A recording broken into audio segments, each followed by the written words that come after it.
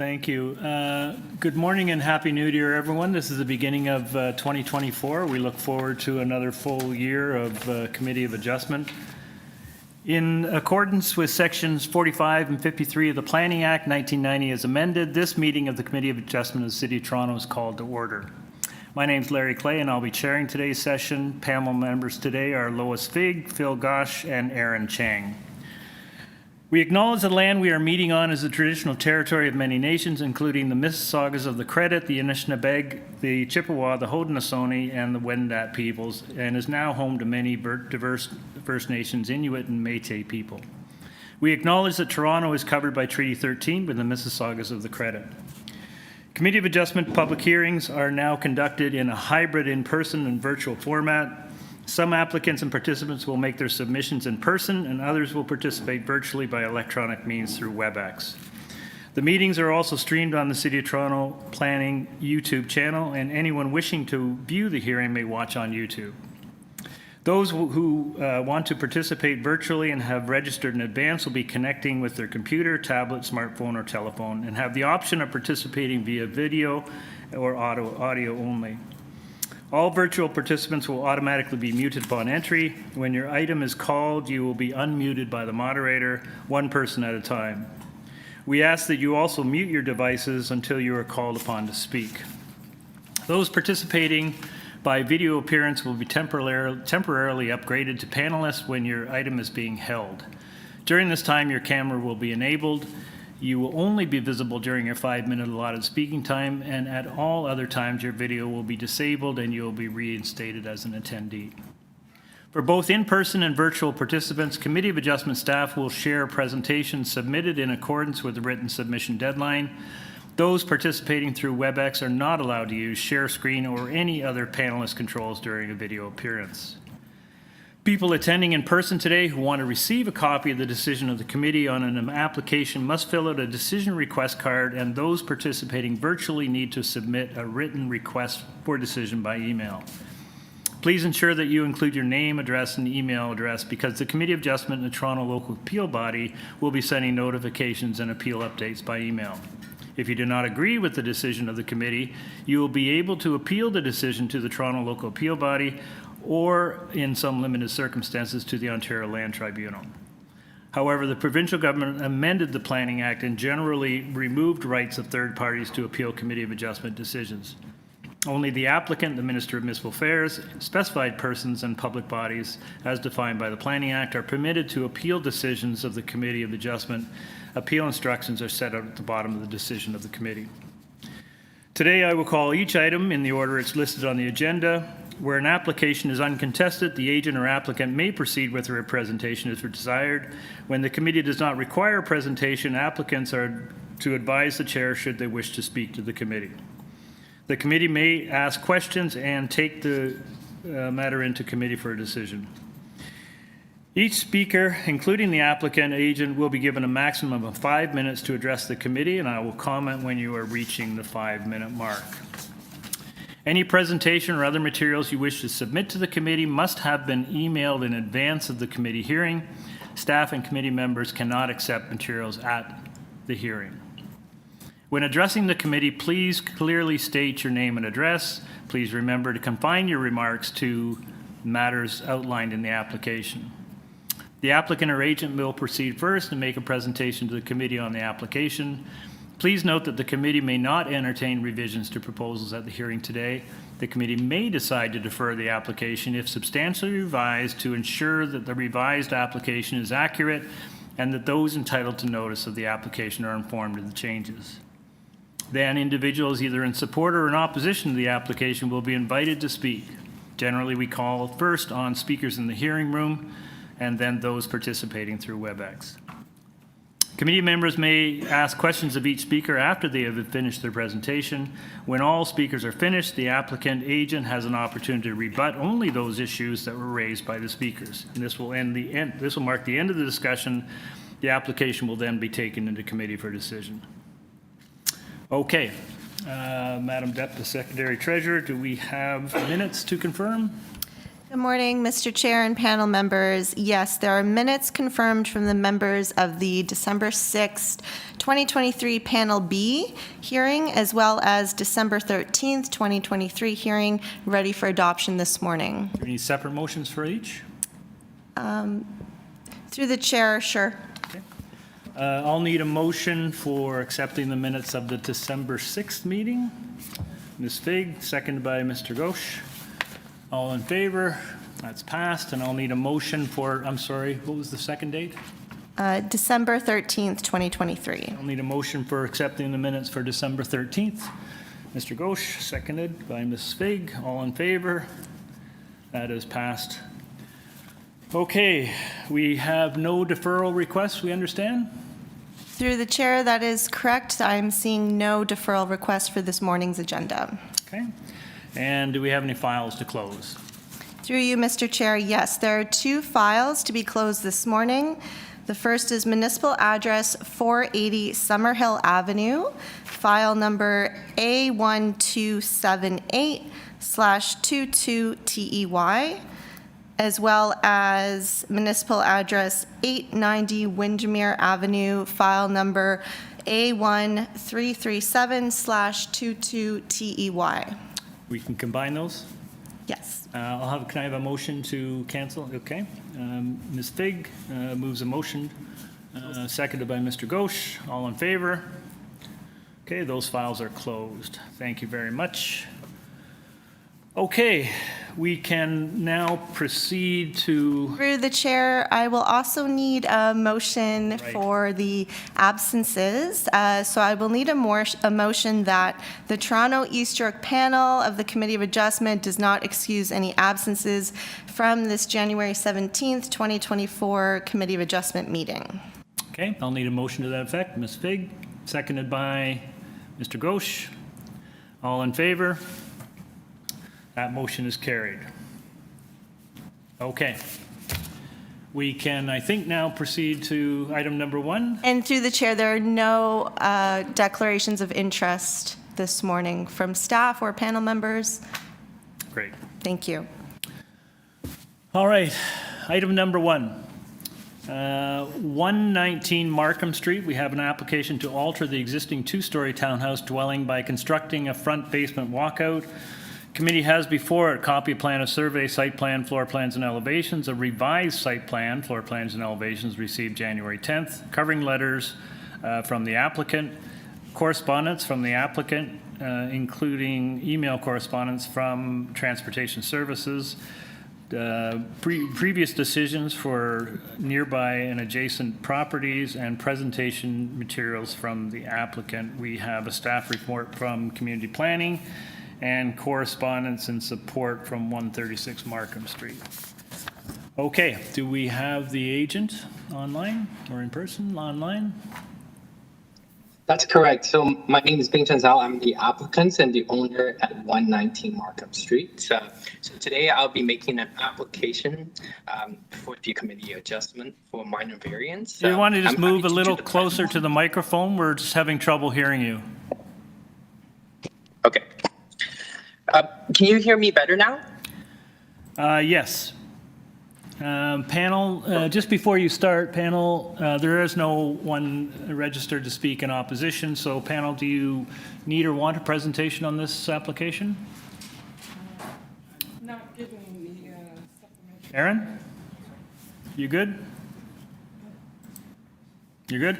Okay, we don't need an we've read all the material that you've submitted. We don't need a presentation. Before we take this into committee, would you like to make any comments to the panel? Well, I think I'm ready to take some questions if there's any, and I can guide the committee that way, if that's helpful. Yes, that's fine. Any panel, any questions? I do. I've got a Phil? It looks like from the plans that the walkout that you're looking to build in the front yard would most make sense to enable a basement accessory unit, but I don't actually see a basement accessory unit in your plans. Can you maybe let me know if that was the intention, and if so, why it's not in the plans.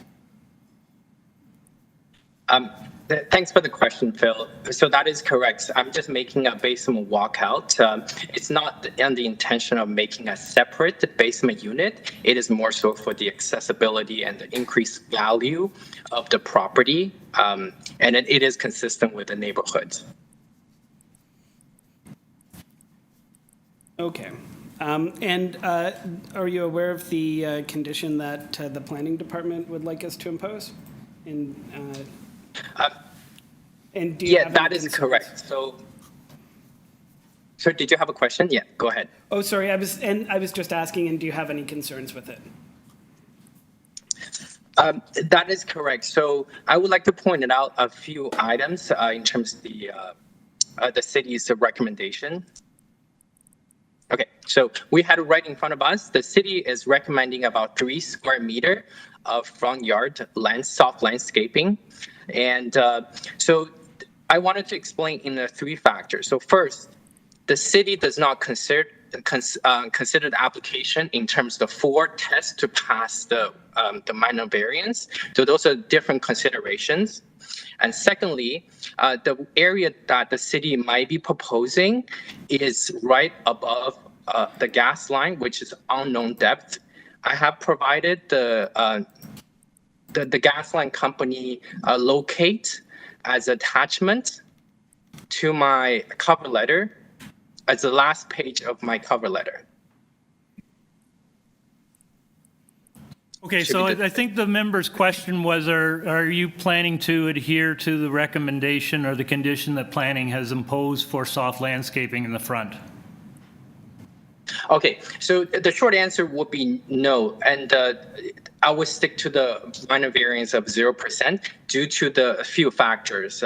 First is there are different considerations, and then there is a report from the gas line company with the gas line right in front of the possible soft landscaping with unknown depth, which is illustrated right on the screen right here. So that will complicate the situation. And lastly, the city didn't really provide a specific reason for the 3 square meters, because 3 square meters is fairly immaterial given the examples that are given. Well, So with all respect, it's not immaterial. A 0% front yard landscaping is pretty extreme.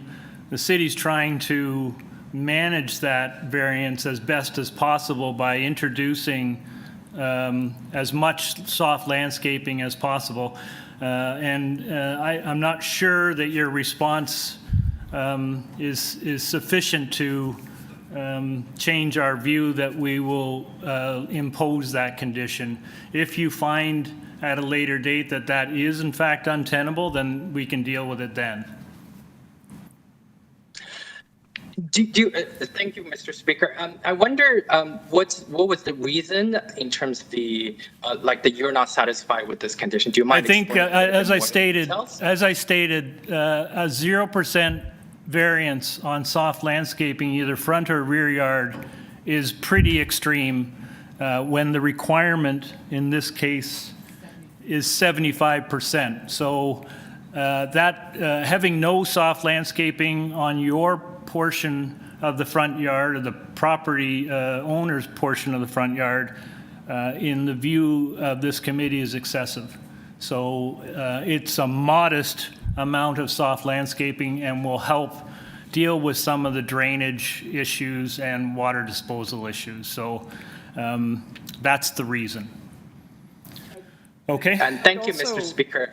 I have two information I would like to add on to it. So first of all, I provided 3 cases, with 1 case being an appeal case showing within the community approved by this committee with 0% of landscaping, even with the. So that's the first part. The second part, I understand the city's purpose in terms of the storm drain, in terms of the air fresh. Given there is a gas line right in front of it, I'm happy to install like a rain barrel to offset, or have some other pot plants instead of digging through pots with unknown gas lines right in front of right underneath the soft landscaping. So that's my two submissions. Okay. I'm happy to walk through the cases. That's as great. well. Thank you very much. Committee, any further questions? No. Okay, thank you very much. We will go into committee. Comments, thoughts? I entirely agree with what you've said. I think 75% is extreme. I think what the city has suggested is to mitigate is absolutely reasonable. I'm not sure that 0% when there's a 75% requirement in every case would not be appropriate, but I don't see, part of it is the appropriateness of the development, and this development isn't even giving back in the way of a basement suite, it's just a value increase, and I also put a lot of deference into the planning staff's view on it, so I'm not sure that variance is appropriate. Okay, great. Aaron, any thoughts? I'm a little bit feeling sympathetic for the applicant, but I think it is possible to have escape in this situation. I mean, I can't provide you too much technical knowledge to this committee, but based on my experience, it is possible. And like our chair said, if you find that it is not really possible, you can always come back and have more detailed information. I think almost all gas line is coming in from the main street, the house. So if that is the reason, then no house landscape at the front. That's the first argument, right? And then the second argument is how are you going to mitigate the problem? I think technically speaking, it is possible. And for the public good, I can just give you some sort of convenience and sacrificing everyone's, the public interest of all the greenery that we have in our city. So I will keep the condition, but approving the application. Is that a motion, Aaron? Yeah, it will be a motion. Through the chair, sorry. Just to note that the variance should be changed to reflect the percentage in the meters square. If they were to be approved at 0% and then a condition imposed to add 3 meters square of landscaping, it's a little unclear. Yeah, so who has that number, what the quantum would be then? Does the applicant have that number? Typically, the agent would have to provide it. Ms. Secretary Treasurer, I believe it probably is actually clear, or it would be more clear to leave it as is with the condition saying 3 meters squared, because that's a certain number than for us to try to do the math and maybe get it wrong and then have two numbers that are not equal, because here what we'll approve is we'll say 0%, but with the condition that actually there's 3 meters. It's like an addendum. Through the chair, but then the landscaping would actually be more than 0%, and they would be approved at 0%.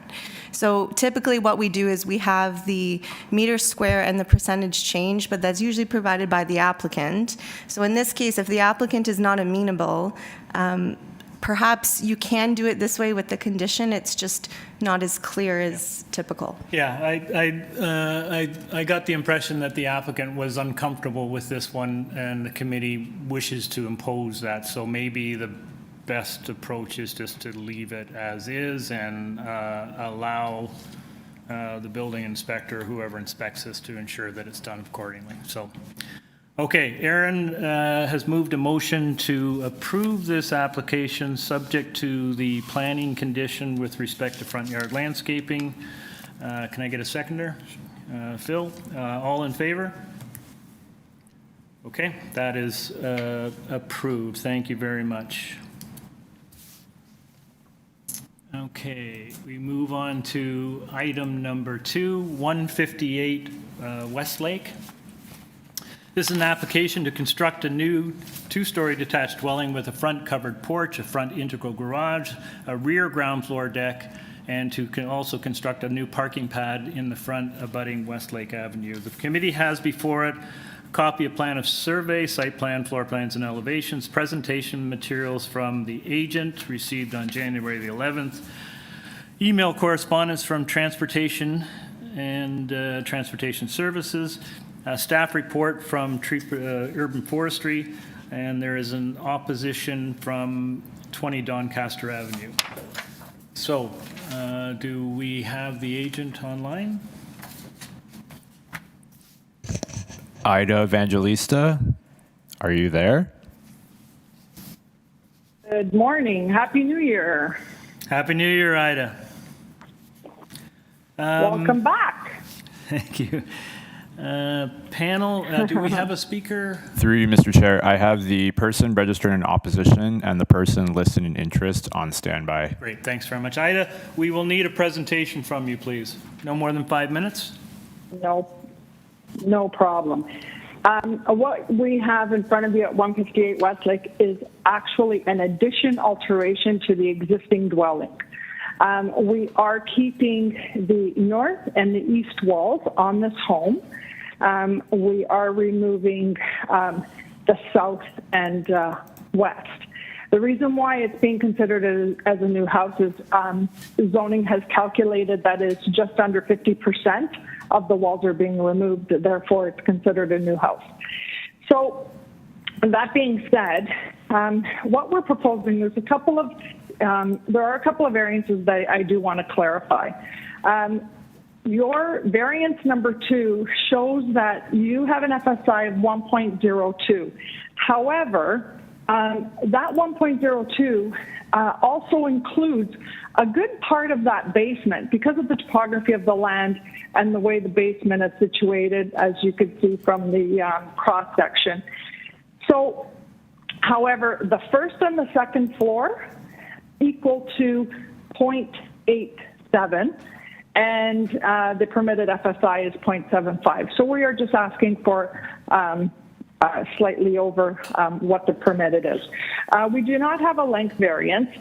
The side yard setback that we are asking for, which is variance number 3, that is for the existing wall that we are keeping. So that's why, and because we are altering the home, that does come back into play. So the height that we are also asking for is bylaw request 8.5. We are asking for 8.63, which is we are asking for approximately 5 inches more than what is permitted, which I respectfully submit that would be indiscernible from the street. Now, in my presentation that I provided, you will see that what we are proposing, the area is undergoing regeneration. As you see, what we're proposing is in line with what is being established in this neighborhood. It is changing. Everything is changing today. So this particular home does have many characteristics of many of the other homes that are being built in this neighborhood. I respectfully submit that I don't believe that it will destabilize the neighborhood. I believe it will complement the neighborhood because there are many different shapes, sizes. It's quite an eclectic neighborhood. It has, bungalows, 1.5 story, 2 story. I even saw a couple of 3 stories. So it will, fit harmoniously in the neighborhood. This reinvestment, I respectfully submit, it does respect the plan context and existing built form. We have no length. Planning is in support. Transportation is in support.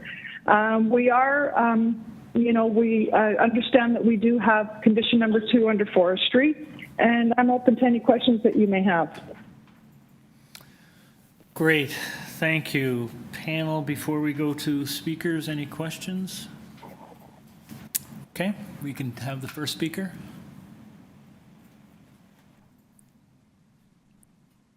Hewitt, you have been unmuted.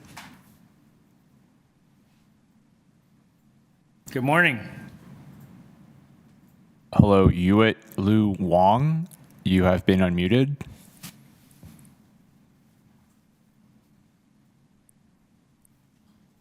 Through you, Mr. Chair, I think we're going to move to the next speaker who is speaking in opposition. Okay. And that would be William Embry. You have been unmuted. Mr. Emery. Yes, hello. Can you hear me? Hi. Can you give us your name and address, please? Yes, my name is William Embry. I live at 20 Doncaster Avenue. I'm also speaking for Kelly Richardson of 20 Doncaster Okay. Avenue. You have 5 minutes. Okay. Good morning. Thank you to the committee. I'm opposed to the application at 158 Westlake. The 5 variances are not minor, nor does the request satisfy the 4 tests. It would be an undesirable overdevelopment and set a worrying precedent for a very stable neighborhood. I respectfully ask that the application be refused. I'm troubled by the lack of proper notification. There was no sign posted about this meeting for the last 5 days. It was lying flat on the lawn covered with snow. Regarding the neighboring properties' late submission photos, when you walk in our neighborhood, you can see how difficult it was to come up with these 8 photos. The overwhelming majority of homes here are small bungalow story and a half and modest 2 stories. The homeowner of 167 Westlake advised that 169 and 171 Westlake were built within the zoning bylaws and did not require a variance. They don't have integral garages, nor are there integral garages at 41, 48, or 54 Doncaster. 211 Westlake has an underground garage from the 70s, but the original home remains. Finally, 225 and 227 Westlake are corner properties with difficult lot scenarios and fewer neighbors. Neither have integral garages. Integral garages here are rare. As a 30-year resident, I've watched my neighborhood change incrementally. Change isn't hard when handled fairly and thoughtfully. It's allowed us to maintain a vibrant and diverse community of mixed-use homes, apartments, and supportive housing. Complete demolition is rare. On my block, there was only 1 in 30 years. On Westlake, there were only 2. You can't even tell that 149 Westlake is a new build. Homes have been cleverly renovated while respecting the prevailing heights, massing, and scale of the area. What's being proposed doesn't follow the sensitive and gradual development pattern. It doesn't fit the existing physical character of the majority of nearby homes. The number and size of the variances aren't minor. The existing home is a healthy 1,248 square feet plus a 600 square foot basement apartment. The proposal is enormous. The dramatic difference is crystallized on pages 15 to 18 of the plans. The current house is shown dwarfed inside the outline of a new building.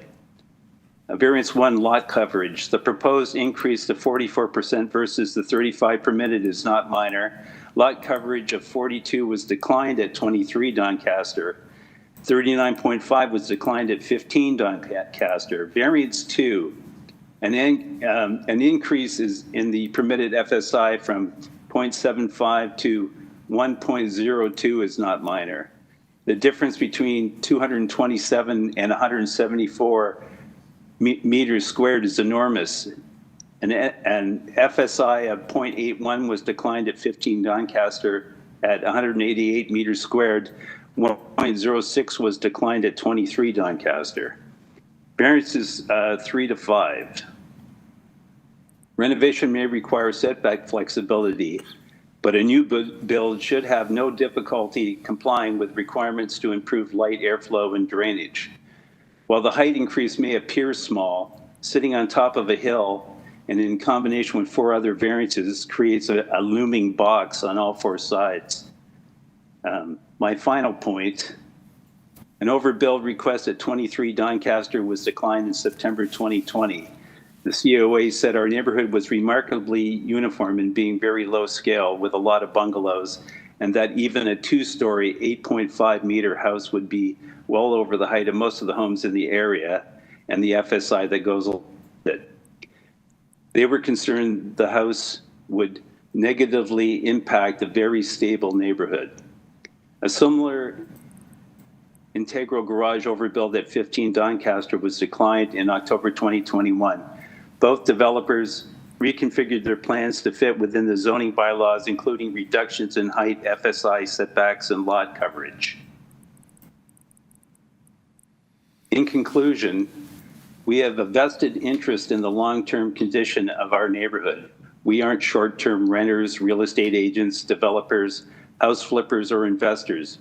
We hope to spend our retirement here in a neighborhood protected by local bylaws, plans, and codes. We will live every day with the consequences of this committee's decisions. We respectfully request the application be refused. Thank you. Thank you, Mr. Embry. Panel, any comments or questions of this speaker? No. Did we find the other speaker? Through you, Mr. Chair, I've called this person. They're on standby. I'm not sure if they're actually on standby. Hewitt, are you there? Through you, Mr. Chair, I have a strong suspicion we're reaching their voicemail, so I would suggest potentially going back to the applicant. Okay, we'll just move on. Ms. Evangelista, if you could respond to some of the comments we've heard this morning. Yes, a couple of comments. One of the comments was the sign posted. Signed declaration was made. Date stamped photos were provided to the Deputy Secretary and to Mr. Chow of C of A. So the sign was placed within a timely manner. We went back to the property now.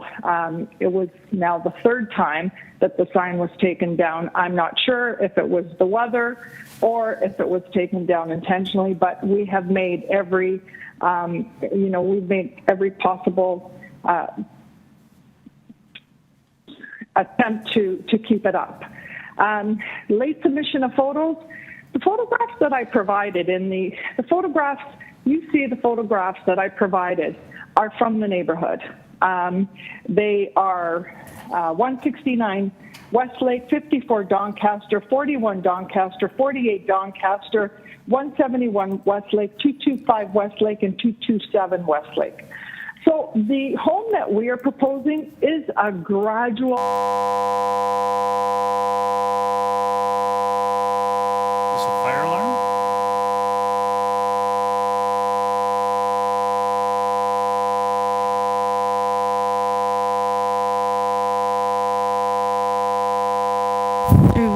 Through the chair, we're just going to pause for a moment while it appears there is an alarm going off in City Hall. We will reconvene shortly.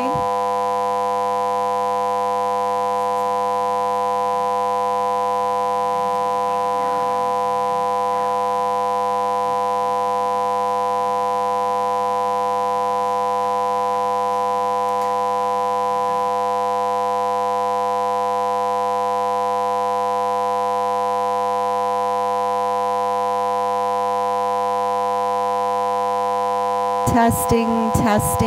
It seems to just go lower when we speak, but not by much.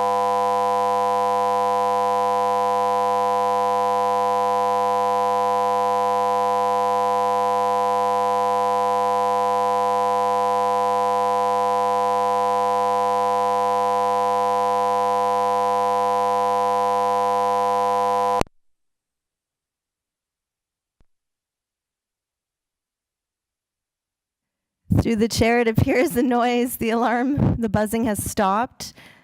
So we'll just wait. We'll just still wait until Member Fig returns. Okay. We're not live right now, right?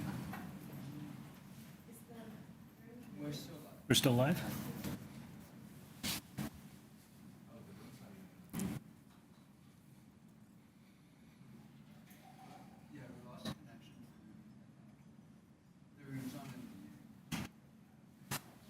Okay.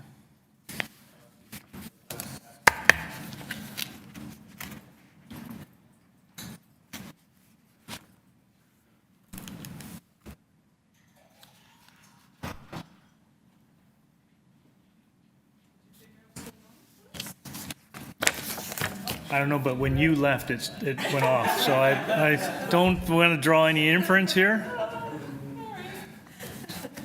We're just reestablishing connection. IT's on their way. The noise has stopped, but we got booted out.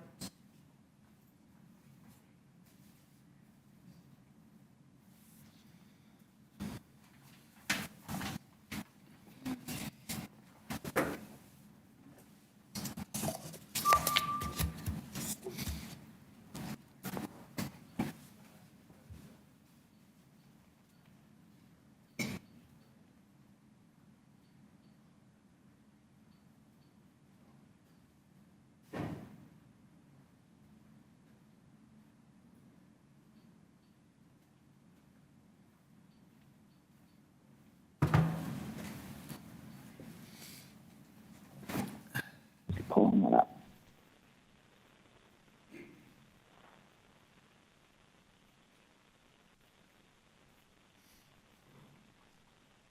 Aaron, can you hear us?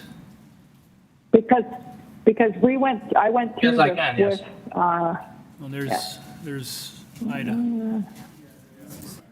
Yeah, I can hear. November 21, November, oh, hold on one second. November 21. Okay. Yeah, Miss November Evangelista, 21. can So you? it was, yes, I'm sorry. Can you hear us? yes.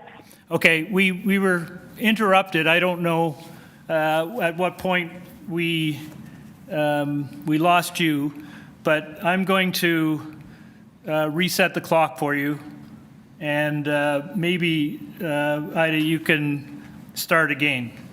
I'm sorry for that.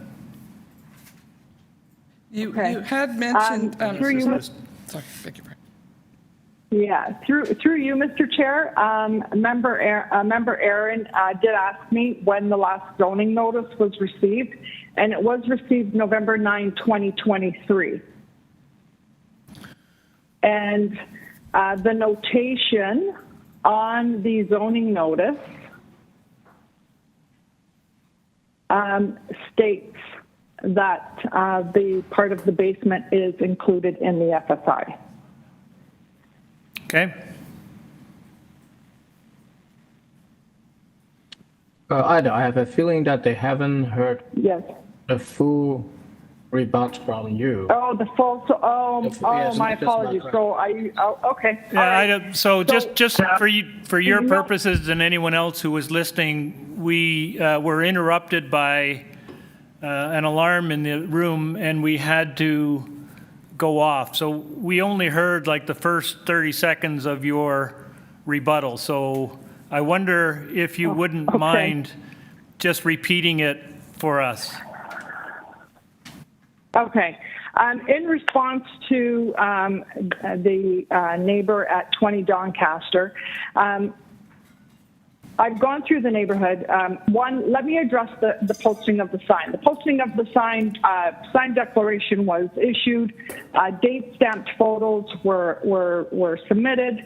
The sign was posted in reasonable time, and the sign was taken down and reinstalled, and we've done that. Late submission of photos, I'm not too sure what he's relating to, but there were photographs that were submitted that speak to the character of what we are proposing. And as you see from my neighboring properties, 169 Westlake, 54 Doncaster, 41 Doncaster, 48 Doncaster, 171, 225, and 227 Westlake all show characteristics to what we are proposing. This area is undergoing redevelopment, reinvestment. This area is a well sought after neighborhood with families, multi-generational families, and some are even with the opportunity of renting out secondary suites. So what we are proposing is quite fitting to what is in the neighborhood. Now, let's talk about the area of the home. So the Member Aaron had asked me when I received the last zoning notice. So the last zoning notice was dated November 9, 2023. And on there, it does state, and their variance number 2 on the zoning notice makes reference to the FSI. So our FSI, our first floor is 99.91. Our second floor is 102.17, a total of 202.08. That gives us an FSI of 0.87.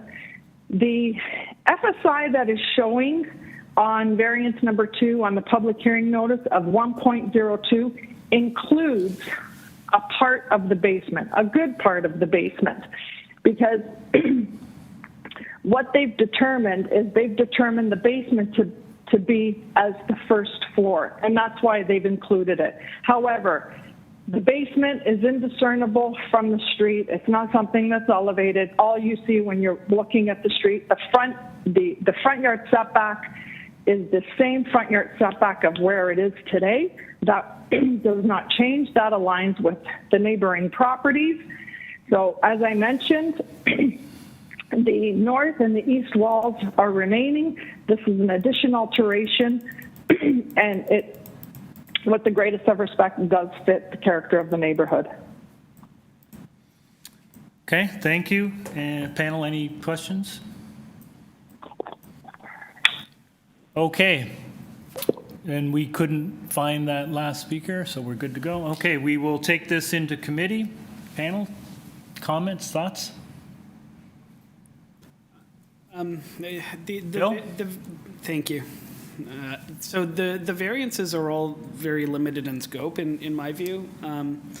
I take the point of the neighbor about the integral garages. I don't like seeing those popping up. I think there's maybe that's a design choice that might not fit, but I don't actually see any of the variances that speak to that particular item. And so on the whole, I find it quite supportable. Okay. Anyone else? I agree with my colleague, and I appreciate the applicant's explanation under variance 2. Okay. All right. Do we have a motion? I'll move to approve it. There's conditions? Subject to forestry condition 2 and the transportation condition. Through 2 the and 3? chair, 2 and 3, forestry condition 2 and 3. Okay. Do we have a seconder? Yep. Seconder? Okay. Lois seconds. All those in favor? Your application is approved. Thank you very much. Okay, we move on to number 3, 104 Northcote. This is an application to legalize and maintain the rear third-story addition with the Juliet balconies, which was constructed without an authorized building permit. The committee has before it a copy of the plan of survey, site plan, floor plans, and elevations, 1 photograph of a tree on the subject property, OMB order affecting the subject property, presentation materials from the agent, and an order to comply from the building department. We have email correspondence from transportation. We have staff report from Metrolinx, and we have 6 form letters of support from residents at 203, 216 Argyle and 93, 100, 102, 106 Northcote. Okay, do we have the agent on the line?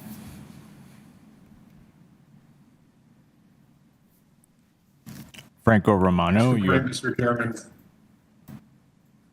Morning, Mr. Chairman. Franco Romano, Action Planning, 321 Lakeshore. Thank you. We don't have any speakers for this item? No.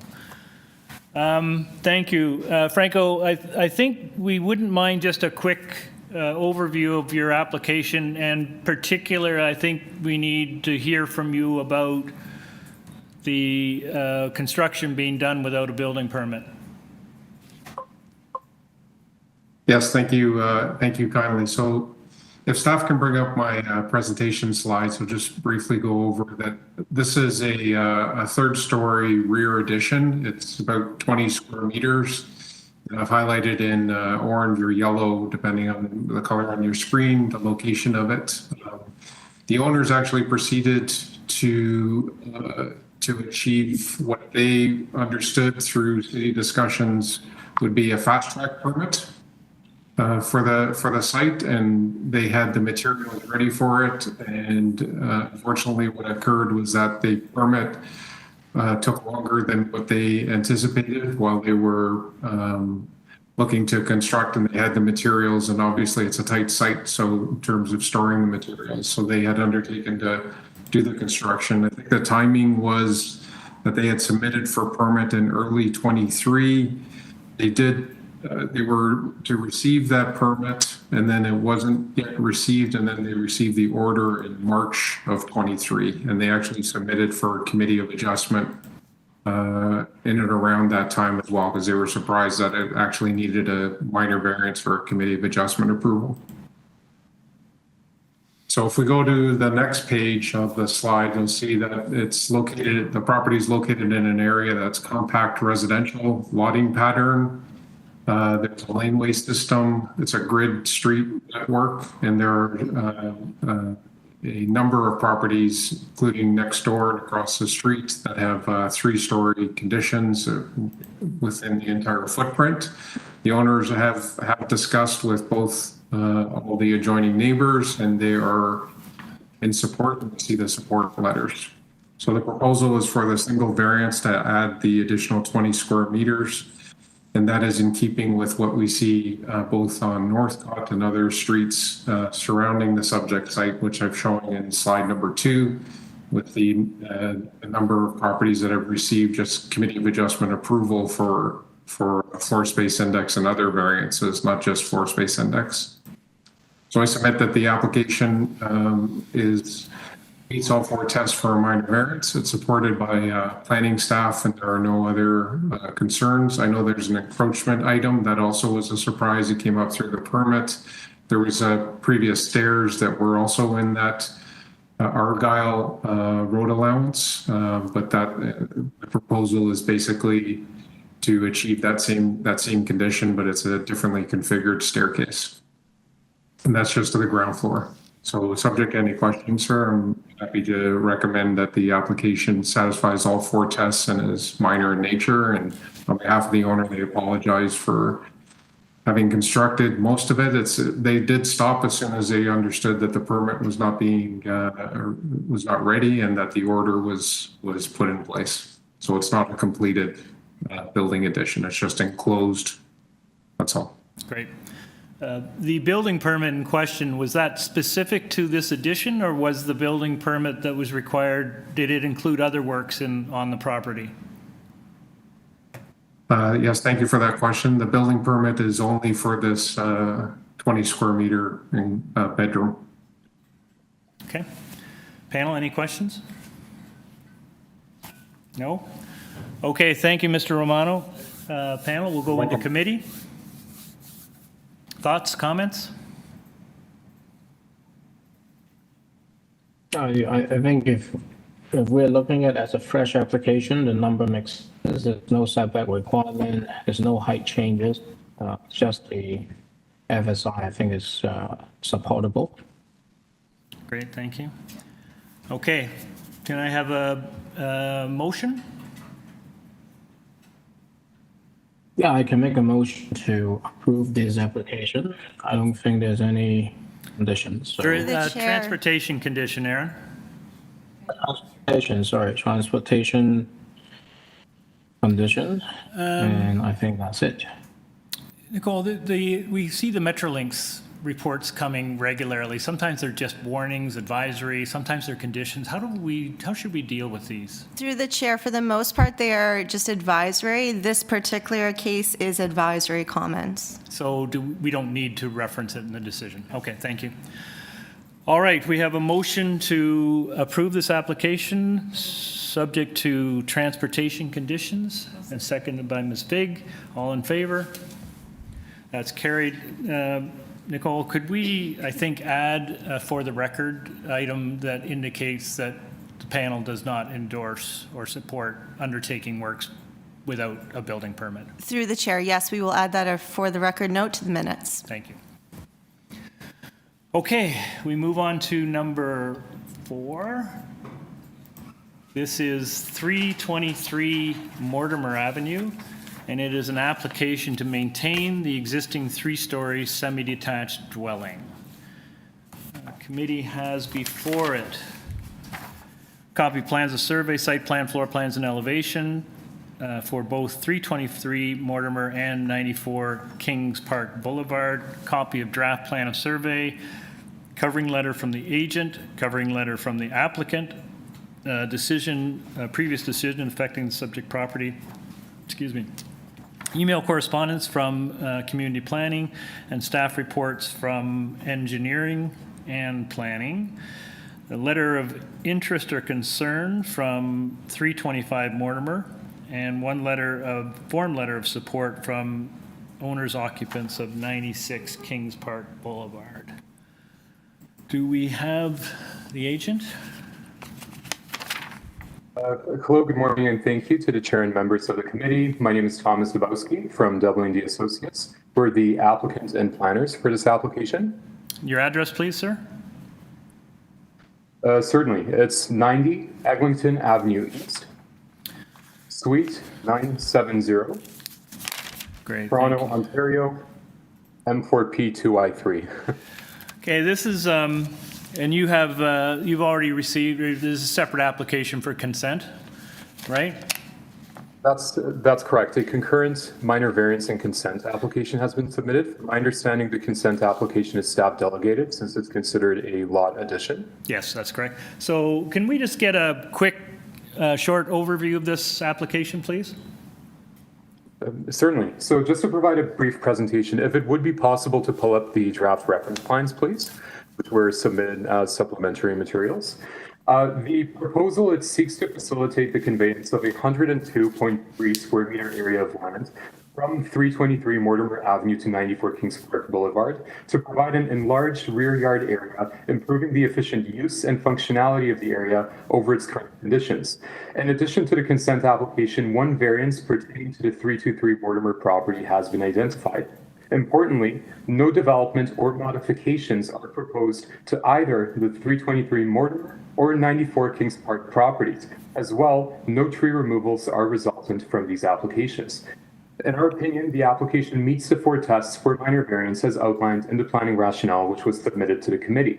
The proposal is consistent with and conforms to the general intent and purpose of the official plan by maintaining the existing pattern of streets and blocks within the neighborhood, contributing a lot size and pattern which is consistent with the local lot configuration and sizing contained in the immediate neighborhood block.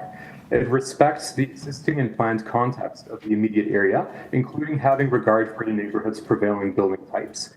It retains the property's existing grades and elevations, maintains the building's existing front yard and side yard setback conditions. It only proposes minor modifications to the rear yard setback conditions, which still meet and exceed the minimum requirements of the zoning bylaw. The proposal, it meets the general intent and purpose of the zoning bylaw with the requested zoning relief for density, which results in the reduced size of the lot of the 323 Mortimer property, therefore raising the FSI marginally despite no physical additions or other site alterations being proposed to the existing building. It should be noted that 94 Kings Park will decrease in density proportionately to the increase that is requested at 323 Mortimer, resulting in no net increase in density on an overall basis between the two properties. Moreover, both properties continue to comply with the zoning bylaw permissions with respect to meeting or exceeding the minimum lot area, rear yard setback, soft landscaping, and lot coverage requirements. The requested relief is also desirable for the appropriate development of the lands by allowing for the overall improvement in the efficiency and functionality of the conveyed lands and aligns both the property's shared rear lot line and a much more similar arrangement with the abutting 96 Kings Park property, which is located immediately to the east, reflecting a similar lot pattern as is presently contained in this neighborhood block. Additionally, as was mentioned, no relief is required for the enlarged 94 Kings Park property. And certainly last but not least, the requested relief is minor in nature. It reinforces and improves upon the prevailing lotting pattern of the neighborhood block and does not result in adverse land use impacts to any abutting or nearby residential properties. I would note that we had the opportunity to review both the comment memo from Engineering and Construction Services dated April 2023 and the staff report from Community Planning dated January 2024, and we have no objections to the identified conditions and comments. Thank you kindly for your time and consideration. Great, thank you very much. Panel, any questions? Seeing none, thank you very much, sir. I think we'll take this into committee. Panel, any thoughts or comments? Seems fairly straightforward. I do notice in the letter of concern, this neighbor has requested that the owners agree in writing that they would never grant right-of-way access to the two addresses. I wonder if we could ask the applicant. That would be a private matter Okay. between them and wouldn't really affect our That's not deliberation. within our jurisdiction? Okay, thank you, Chair. Yeah, but what I would mention on that, like I can understand that concern, but it's not something that we can bind those people to legally speaking, so it would sort of be a meaningless gesture. Yeah, it would be an agreement that they would have to undertake amongst the two parties. Okay. Okay, that's it?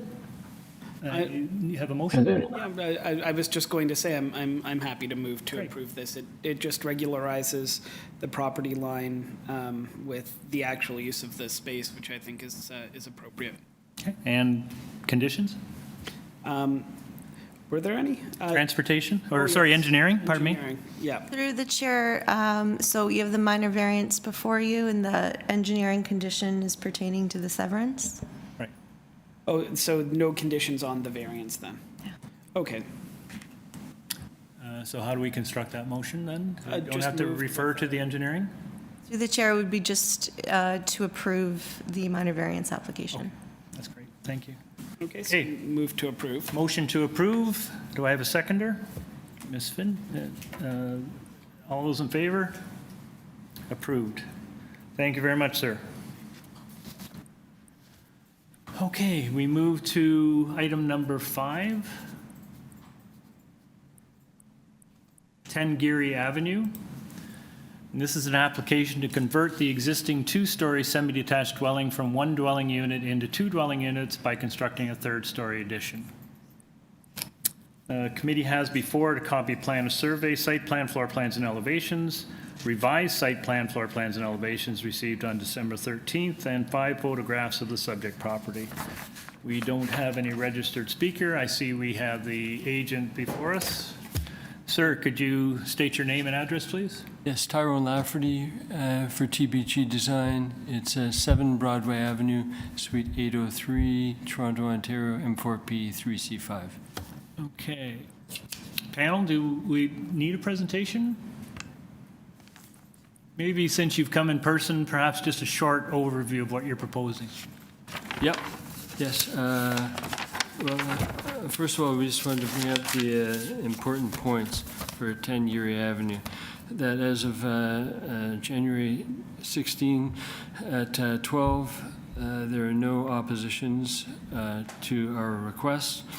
There are no changes to the current footprint, and the new addition will be built on an existing condition. And the numerous cases of minor variances, quite similar to my clients, have already been approved. And you're aware of the FSI. Just to make it clear that the two floors, it's 99.44 square meters and 191.41 square meters. The addition is about 42 square meters FSI, and the rear yard setback is just over 25 square meters. And looking at the roof eaves projection, you can see it's a semi-detached dwelling. So on one side, the building goes straight to the property line. The other side is about an inch, as it was existing, the existing condition, right? So we were just continuing through on that. And the small, yeah, the other minor variance request is 5.2, but my measurements are 3.66 meters regarding the indent in the back. And there's, right, so the first 2 floors are 7 meters in the sort of the rear yard setback, but it's on the 3rd floor is 12.5, so it's 5.5 meter difference.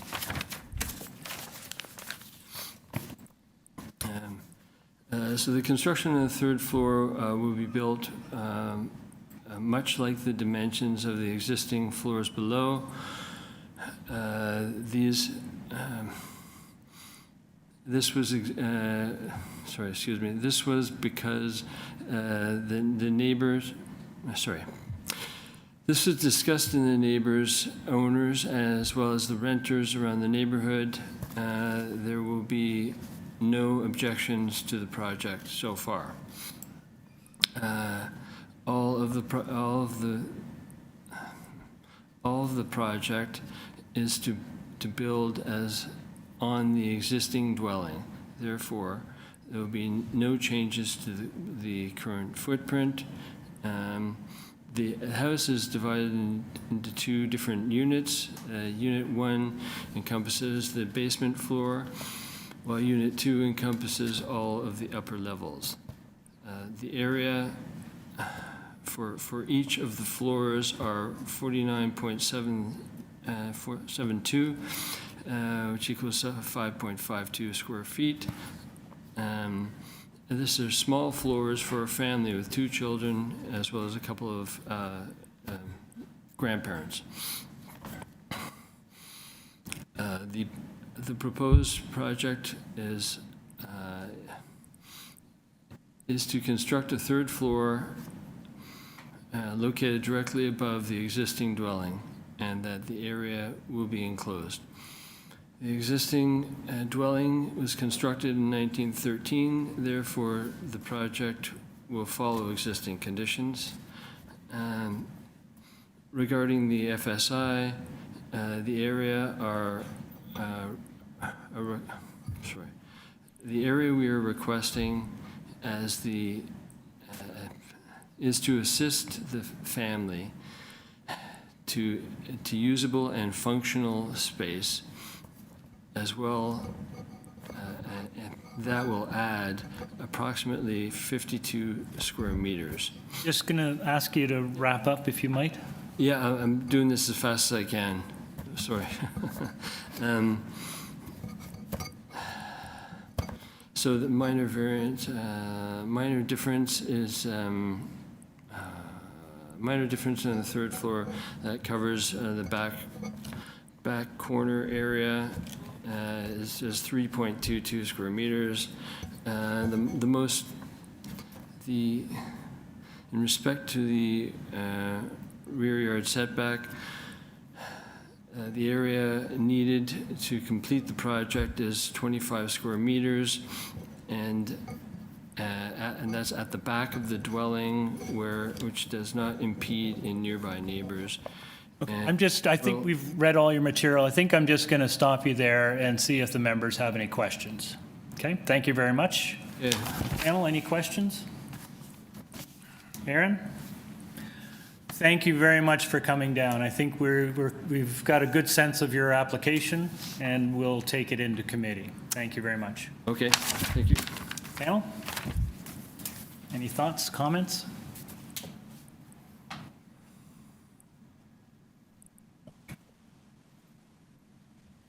Oh, I think it's very supportable.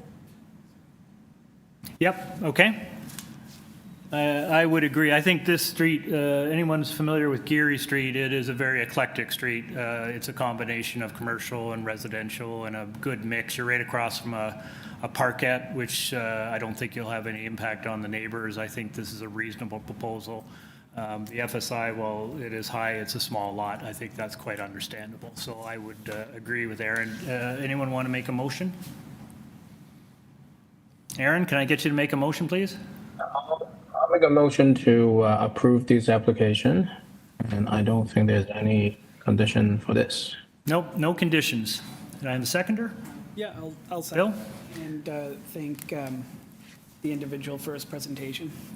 Okay, we have a motion to approve and seconded. All in favor?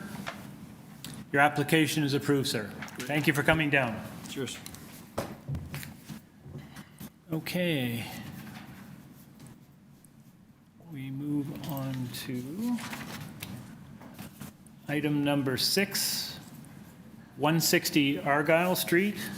And this is an application to alter the existing two-story semi-detached dwelling by demolishing the existing rear one-story addition and constructing a new one-story addition with ground floor covered deck, as well as to construct a partial third-story addition, also to construct a new two-story ancillary building containing a laneway suite in the rear yard abutting the laneway.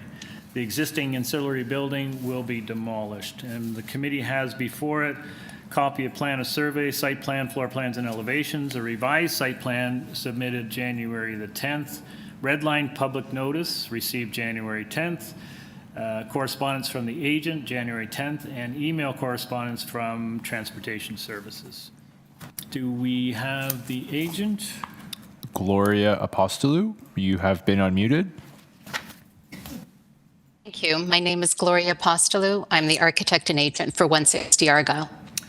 Good morning. We don't have anyone registered to speak in opposition, but this is a fairly significant proposal. But before we do that, I'm going to ask, you've done a red line version. Can we just go through the variances and make sure we've got what you are proposing? Absolutely. On January 10th, the revisions were to remove the ancillary structure from the application completely. So the only scope of work we are proposing is the third floor addition. The two variances that are not stricken are the two that remain. Those are numbers 1 and 2? Correct. Okay. Variances 3, 4, 5, 6 have been stricken. Okay, so we are dealing with variances 1 and 2, and 3 through 6 have been removed. Thank you very much. So through the chair, we're handling an amended application, and the purpose of the application can also be amended to remove the portion of the purpose alluding to the laneway suite. So also to construct a new two-story ancillary building containing one laneway suite, etc. That sentence, that portion will be removed Great. from the purpose. Thank you very much. Okay, panel, we are just dealing with the main dwelling with 2 minor variances. Does anyone need a presentation on this one? I think we're fine. We've read the material, and with the removal of the laneway suite, I think it's a fairly straightforward application. And before we take it into committee, is there anything you'd like to share with us? Not particularly. I think it's very straightforward also. Okay, thank you very much. Panel, any questions of the agent before we go into committee? Yes, I do. Are you still intending to pursue a laneway suite at some point in the future, or rather your clients? I don't think it's in their plans, and they're going to leave it for future somebody else's. It was their dream, but it's not going to be part of this renovation at all. Yeah. Okay, thank you. Okay. Thank you very much. Okay, panel, we're in committee. Any thoughts, comments, motion? Yeah, I'm happy to go right to a motion. I was sad to see the laneway suite disappear, but I understand the transportation issue and that they wouldn't pursue it. Otherwise, it's a large lot, so the sort of addition contemplated, I think, is supportable in this situation, and therefore I would move to approve. Do we have? I don't see any conditions, so I would move to approve on those grounds. Okay, great. Motion by Mr. Ghosh to approve. Can I have a seconder? Lois? All in favor? Oh, sorry, Aaron? Aaron, can you not hear us, Aaron? Through the chair, we're having a bit of a technical difficulty. Connection with the room has been lost, so we are going to pause for a moment and try to reconnect the room.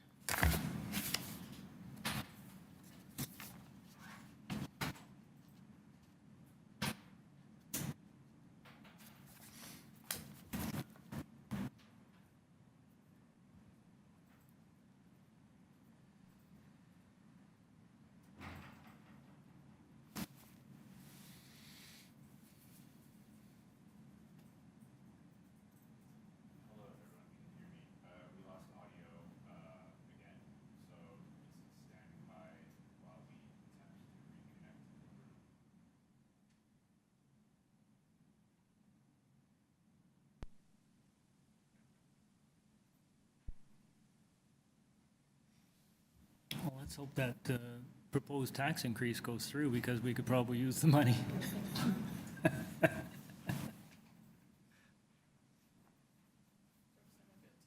Yeah.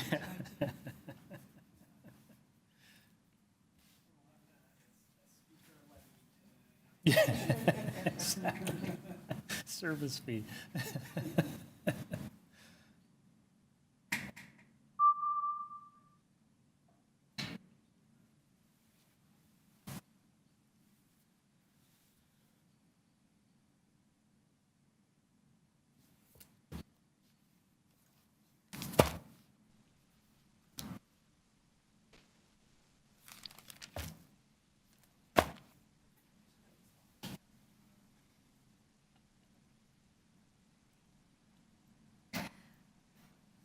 I believe we are back online. Aaron, can you hear us? There you go. Okay, Yes, I can hear you.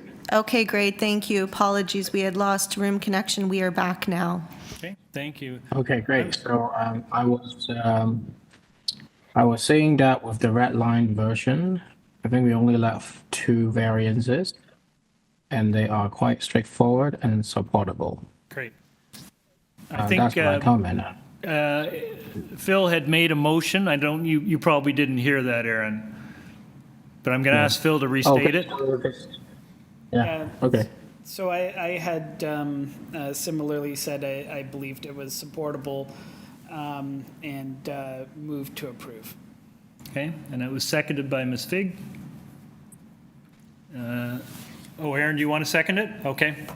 Seconded by... I just want to say all to approve, just to finish the whole procedure. Okay, thank you. Yeah. All those in favor? All right. This is the, approve the amended application, right? Yes. Okay. Yeah, that's right. Thank you very much. You have your approval. Okay, we move to item, sorry, just bear with me, item number 7. This is, item 7 is 348 Lumsden Avenue, and this is an application to construct a new 1-story ancillary building, which is a detached garage in the rear yard of the existing 1-story dwelling. The existing garage will be demolished. The committee has before it a copy of the plan of site, survey, site plan, floor plans, and elevations, 1 photograph of trees on the property, and a staff report from Urban Forestry. Do we have the agent? Hi, good morning, Mr. Chair and every committee members. I'm the agent for this application. My name is Chao Ning Yu, Junior, and then my address is 2347 Kennedy Road, Scarborough. I'm very happy today attend the meeting on behalf of the owner for 348 Lumsden Avenue. Great, thank you very much. Just hang on a sec. Panel, this is fairly straightforward. Anyone need a presentation? Nope. Think we're great. Mr. Yu, we have read all the material you submitted. We don't need a presentation. Before we go into committee, is there anything you'd like to share with the panel? No, and I happen to notice there is a forest report to cut or make a injure on the existing tree. So I accept this condition and proceed with the application. Great, thank you very much. Okay, we're in committee. Panel, do anyone have any comments or a motion? Sure, I'll just jump right into a motion to approve. It's an extremely limited scope variance, and I see no reason not to approve it. Great. With forestry condition too. Thank you. Great. So motion by Mr. Ghosh to approve this application. I have a seconder. Ms. Fig, all in favor? You have your approval, sir. Thank you very much. Thank you. Okay, we move on to item number 8, 4 Oaks Gate. And this is an application to construct a new 2-story detached dwelling with an integral garage and a rear ground level deck. A portion of the front second story will be cantilevered above the garage and porch. The committee has before it a copy of the plan of survey, site plan, floor plans, and elevations, 22 photographs of trees on the subject property, an arborist report, copy of an email from the arborist to Urban Forestry. We have a TRCA permit authorizing the works, an application to injure trees submitted on November 29th, email correspondence from Transportation Services, staff reports from Urban Forestry, 2 staff reports from Urban Forestry, one received January 5th and one received January the 11th. Thank you and welcome. Thank you. If you could state your name and address, please. Yeah, it's Armin Collegian, and it's 189 Bayview Heights Drive, Toronto, Ontario, M4G2Z3. Thank you very much. Just hang on a second. Panel, anyone need or want a presentation on this one? I think this is fairly straightforward. I think it is, you've already received, it looks like, approval from TRCA to proceed. Is that correct? That's correct. And since waiting for Committee of Adjustments, we also got approval from RNFP. Okay. And we've paid our fees, and they will issue the permit when we put up the tree hoarding.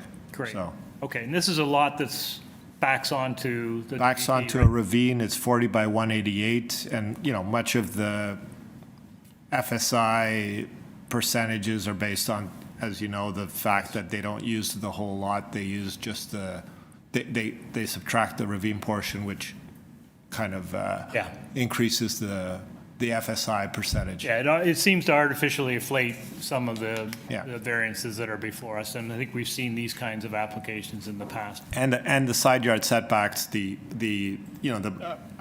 tried to keep it to 3 feet everywhere except for because it's a modern build. We've done sort of a bit of a three-dimensional look on the second floor that overhangs the first floor. And there's a wraparound that kind of reduces the setback for the side yard setback, but that's on the second floor, and it's just for like 2 meters. Right. Okay, thank you. Panel, any questions, comments? Aaron, you architects, don't you get all excited when you see these kinds of things? All right, thank you very much. I think we're. Sorry, Aaron? I just said I'm so excited that I'm convinced. I know you are. We've read all the material, and we don't have any questions, so we're going to take it into committee. Anything you'd like to add? Well, the only other thing I'd like to add is, I proposed an information session within the neighborhood and got 0 interest. And then I said, well, I should at least talk to the immediate neighbors, so I set up one-on-one meetings with the left and the right, and they're both supportive and very appreciative of all the information.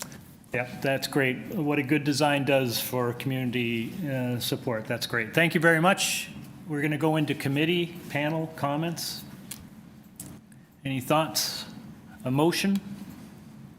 think I'll start first. I think it's very, a nice gesture that you take the initiative to talk to the neighbors before you come to the hearing. That's very helpful, and that's why we can save lots of time instead of explaining some very little details and clear all the confusion.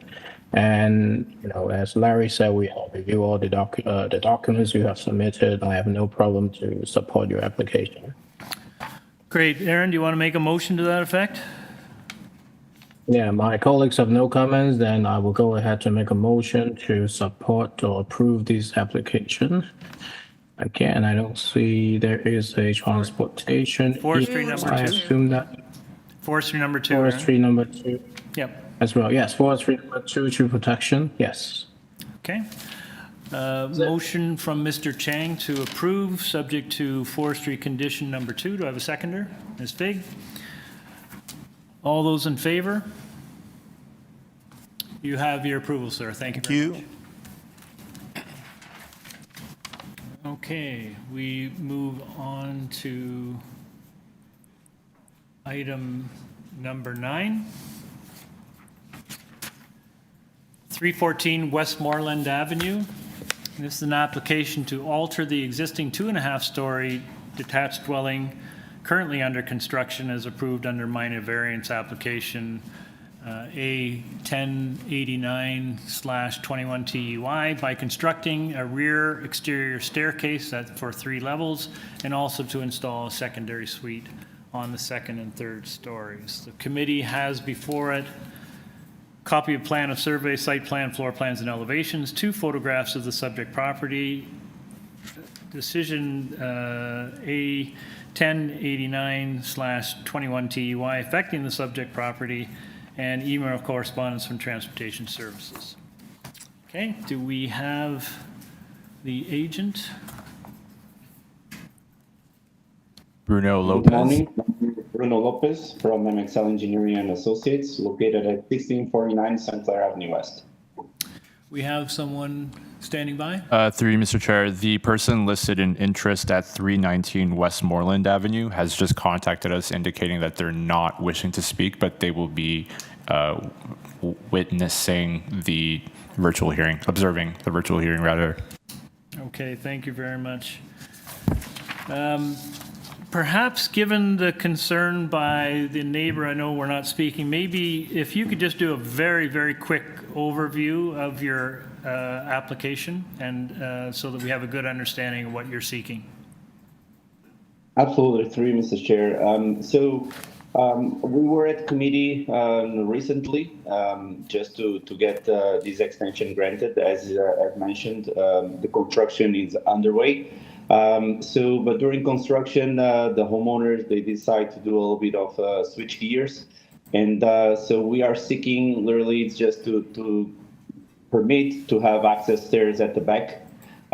We maintain the maximum possible of soft landscaping, which is not a variance. And the reason why we have this variance is because usually the stairs will make it on a U shape or actually perpendicular to the house. On this case, we strategically did it parallel to the house to provide as much as possible of free rear yard.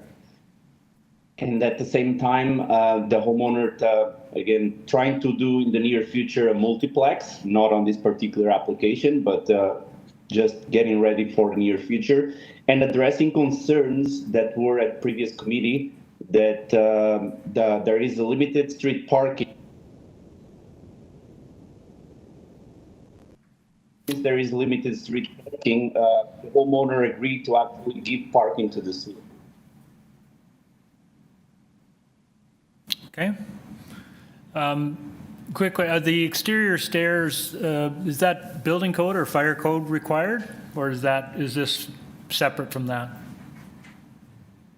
Through Mr. Chair, yes, this actually will be a fire code requirement whenever we do a multiplex. Whenever we turn into a 3-dwelling unit, we'll require the secondary access. So this is sort of like, since we are touching the base of the building, doing new footings, new foundation walls, we are trying to do everything at the same time right now. So it will give us the option if the homeowner will decide to do a multiplex. Okay. Thank you. Panel, any questions? Yes, Ms. Fig. I wonder if the applicant could address the 0 parking space well, I'll just leave it at that. Yes, absolutely. Through Mr. Chair. So currently, on the current existing approved plans, we have a 1 parking space because it was a single family dwelling. And again, because we are doing a 2-unit, we could have left the parking space, which is a garage. We had a garage. But the problem is that we cannot fit a parking space within the property limits in front of the house. So in conversations with the transportation, and so we rather do the curb cut and stop the curb cut and give the parking to the city. So the adjacent neighbors will have an extra couple parking spaces on the street. Okay. Thanks very much. Any further questions? We're good? Okay, thank you very much, sir. We're going to go into committee. Panel, do we have any comments, thoughts? I appreciated that explanation about the parking. I think that actually means that this is going to be a net benefit to the community to get rid of a curb cut and have a bit more street parking. So I think that's a positive. Okay. Lois? I don't have a problem with this application. I think it's relatively minor. I also appreciated the explanation about the parking. Okay, do you want to move a motion? Sure. I will move that we ought to accept this application as it meets all 4 tests. Okay. I don't believe there's any condition, Chair, at all. No, there are none. So we have a motion to approve from Ms. Fig. Do I have a seconder? Mr. Ghosh? All those in favor? Your application is approved, sir. Thank you very much. We move on to item number 10. 875 St. Claren's Avenue, and this is an application to alter the existing 1-story ancillary building in the rear yard abutting the laneway by constructing a complete 2nd-story addition above to contain 1 parking space and a laneway suite. The committee has before it a copy of plan of survey, site plan, floor plans, and elevations, 4 photographs of the subject property, and previous decisions, A 189/08EYK and A 0682/23TEY affecting the subject property. Do we have the agent? Yes, Mr. Lopes, you're on again. Mr. Lopes? It's Bruno Lopez, Excel Engineering, located at 1649 St. Clair Avenue West. Great, thank you very much. Maybe we could get a little presentation. We see this was before committee previously and you didn't get approval. So perhaps you can give us an overview of what you're proposing and what has changed. Absolutely, through Mr. Chair. This was a very simple application, but the problem we had before was that we were only 31% on landscaping when we would require 85%. This was a really hard call because at the time there was a misinterpretation of the landscaping. We actually solved it with the zoning. We improved it seriously and we couldn't do any better. So right now we are at 83 out of 85%. The previous committee had no issues with number 2 and number 3 variances, but number 1 was a serious issue at the time. And there was betterments. We spoke with planning. And again, there was a misinterpretation with numbers. Now we got correct numbers and here we are. Okay, and how did you change your landscaping to raise it to that level? So there was an existing previous area, which was a nice, beautiful fireplace that they had in place, like a barbecue area. And in a sense, the owner didn't want to give up. And I told them, if you want to get your application approved, we have to demolish, we have to provide the landscaping. And again, he heard it, and here we are. Great, thank you very much. Panel, any questions? Bill? So the existing condition is still the way that it had been previous and is seen in the photos. This new landscaping has not yet been implemented. Is that correct? Through you, Mr. Chair. Yes, that is correct. So right now, the existing condition at the back, in between the house and the laneway suite, it's a concrete, reinforced concrete, and again they have this barbecue area. So they have a nice barbecue, let's call it barbecue place that they didn't want to give up. And that was taking about probably 30+% of the soft landscaping. So I advise the owner, if you want to get your application approved, you're going to have to remove it. We have to provide the soft landscaping. And again, we got 83 out of 85. So I wish I could vanish these, but we did our maximum, keeping walkways and minimum distances and that's the number we came up with. And so given that this was an important point in the previous decision, or so it seems, of the committee, would you have any concerns with us tying our approval to this site plan at a 1.01? Absolutely not. Absolutely not. The drawings are reflecting what the intent is, and again, sort of going along with what we've learned on the previous decision, and not a problem at all.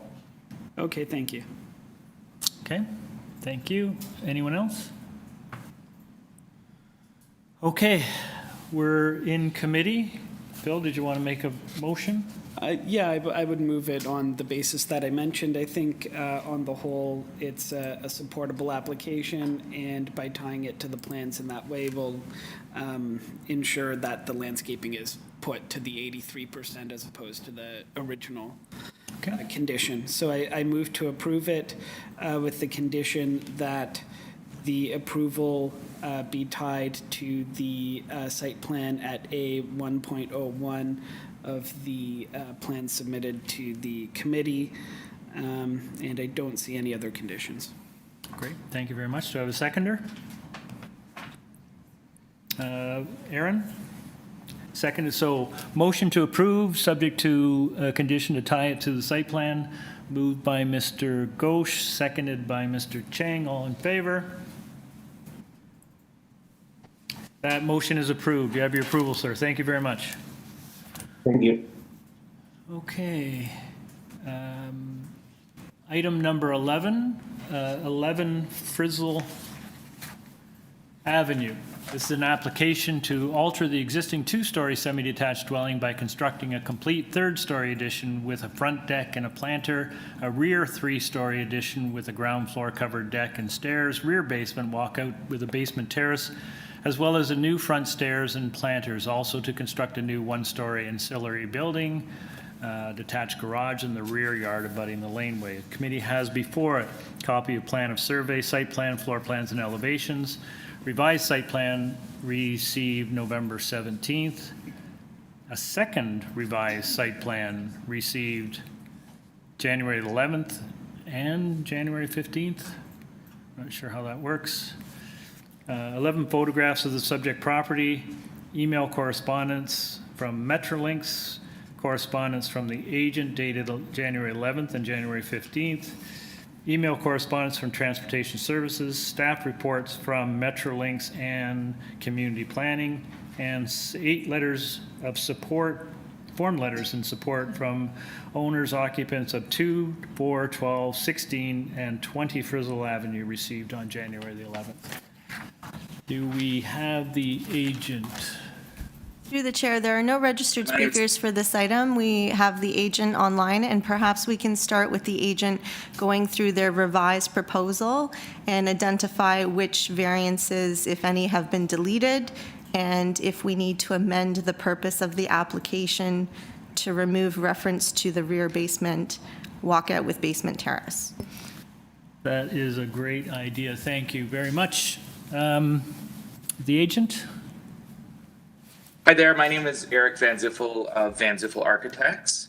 To clarify, Just, your address, please. Oh, I'm sorry for Oh, interrupting. sorry, 54 Heathdale Road, formerly 33 Alberta Avenue. Great, thank you. So you've heard Deputy Secretary Treasurer's suggestion. Maybe you could take us through the amendment. There seems to be several revised site plans, and if there are any changes to the variances you're seeking. So there are some changes based on our discussion with community planning. We eliminated the basement walkout to increase the soft landscaping area in the rear yard and eliminate that variance, which I believe is item number 6. You also have number 4. Number 4. Item number 4, no, remains the same. The height, you're talking about the height variance? No, so what we have before us is the public notice. So we actually have to go through what we have before us and what the public has received. So if we could just go through in order from the public notice, what the variances are and any changes you've made. So let's start with variance number 1. It's different. Okay, so variance number 1 remains the same. We are seeking a variance for the side yard setback. The 0.27 meters, really, it just aligns with the existing wall of the building. So it's an existing condition, and we've aligned the second and third story wall with that 0.27 meters. It does step back at the ground floor to allow access through to the rear yard, which is also an existing condition. So item number 2, the height, we're seeking the height variance. And largely that's coming from the fact that we have a flat roof condition. So the sidewall, the exterior main wall goes right up to the roof. Item number 3, we are seeking this variance as well. Basically, it's quite a constrained site. It's very narrow. And in order to get a 3-bedroom dwelling on this property, which is what the clients were looking for, we need to seek a variance for FSI. Item number 4, this is the one that we adjusted. So we can achieve 25% soft landscaping in the rear yard. We eliminated the basement walkout to do that, and the owners are happy to kind of make that adjustment. We also added, we've proposed a green roof on the proposed garage, as well as the third level, a portion of the third level flat roof, just as a way to sort of ease rainwater and sort of deal with any concerns about stormwater management on the site. And then items. Sorry for interrupting. So just to be clear, you're eliminating variance number 4. Item 4. Okay. Yeah, item 4, we will not need to seek that variance based on the revised drawing set. Okay, thank you. And then, so item 5 as well as item 6, they're both related. We've proposed the new garage more or less on the footprint of an existing garage, the depth of which the owners were happy with. And the biggest space we can fit in that garage is 5.1 meters deep, which for their purposes should be fine. And I'm hoping that transportation can also sort of accept that slight modification of the parking space size. So we will be seeking that variance as well, or both those variances, 5 and 6. Okay, and we'll be amending the purpose of this application to remove reference to the rear basement walkout and basement terrace? Yes. Okay, thank you very much. Panel, any questions of the agent? Aaron? No questions. So we have no questions. We're going to take it into committee. Is there anything you'd like to share with us before we do that? I don't think so. I think just generally the neighborhood, the adjacent neighbors were very supportive of the project. The current owners, one of them actually grew up in the house. It hasn't changed for like probably 50 years or more. And they are really excited to kind of, sort of reinvent the space and modify it for the purposes of their growing family. Okay, thank you very much. We'll take this into committee. Panel, any comments, thoughts?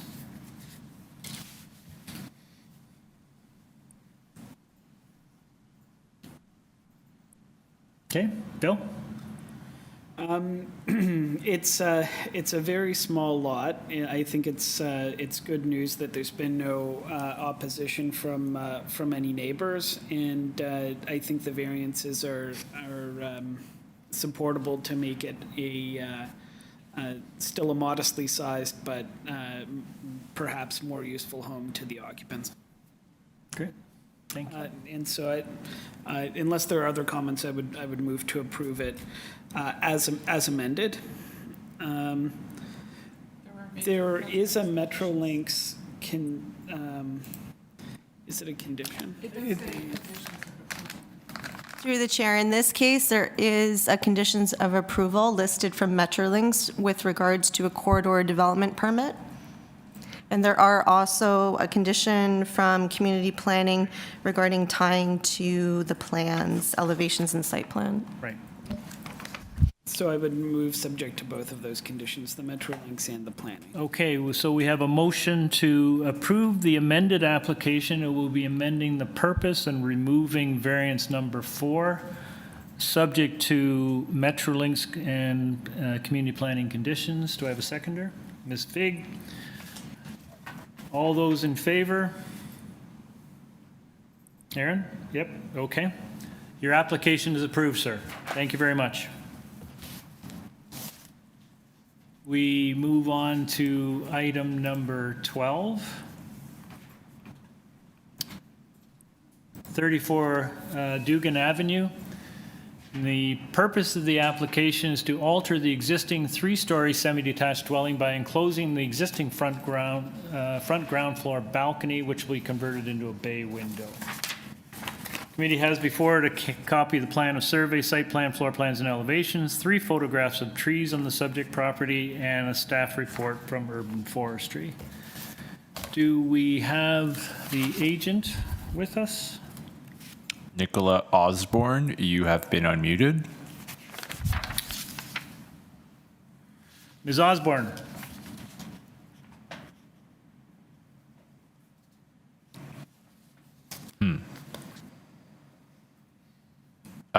Through you, Mr. Chair, perhaps we can move to the next item, and I'll attempt to contact this agent Okay, sure. in the meantime.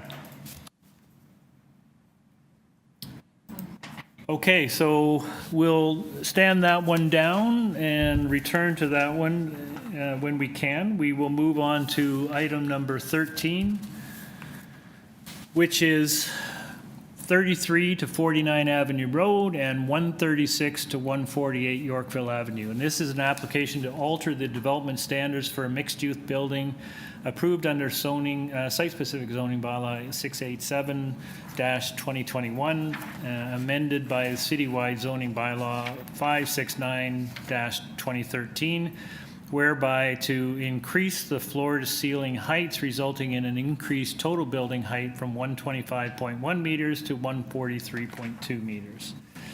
The committee has before it a copy of the plan of survey, site plan, floor plans, and elevations. Excuse me.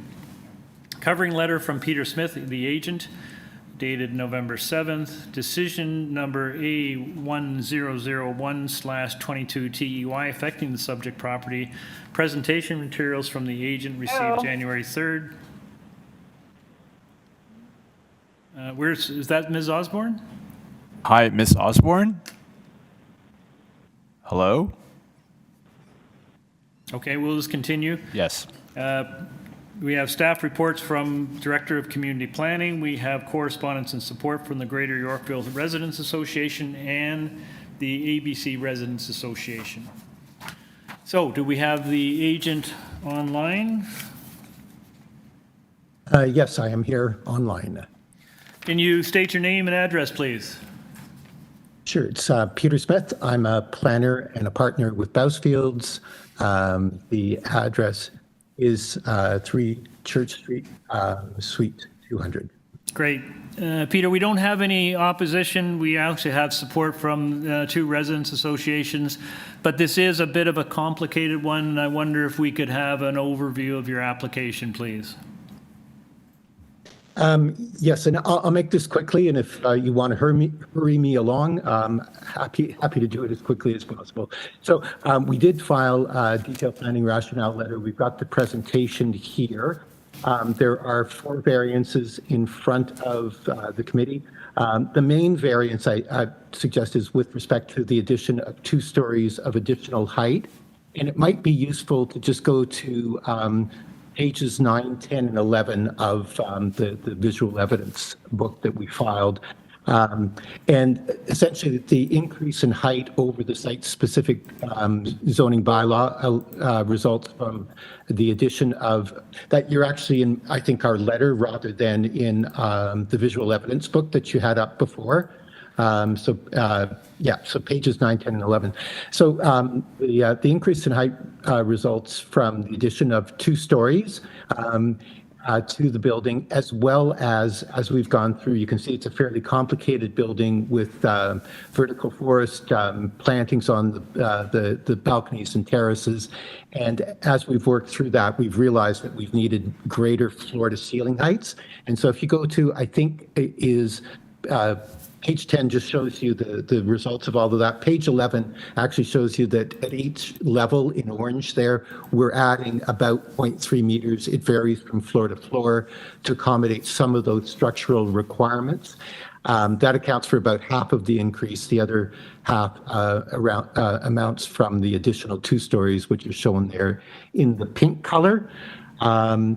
There's a technical variance that just says that the height projections are to now be measured from the revised diagram 6 rather than from the original diagram 6.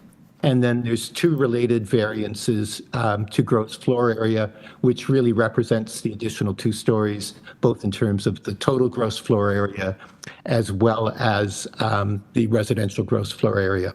The letter we filed looked at the changes in the height context in the area, and impact analysis related to both the view corridor up University Avenue as well as the shadow impact, and concluded on the basis of all of that the 4 tests had been met.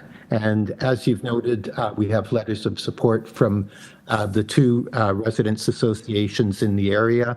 And as well, there's a memo from City Planning which indicates that they have no objection to the minor variances. There are 2 conditions that are recommended as conditions of approval related to section 45.9. The first being the actual contribution, the second being indexing of that contribution. And I can confirm that those conditions are acceptable to the client. I think briefly, that's what this is about. I'd be happy to answer any questions. Great, thank you. A quick question to start with. So you were before this committee about 1.5 years ago, and you sought approval for height increase. So how does, just juxtapose the 2 appearances before the committee for us? Yes, the previous one was much more technical. It dealt with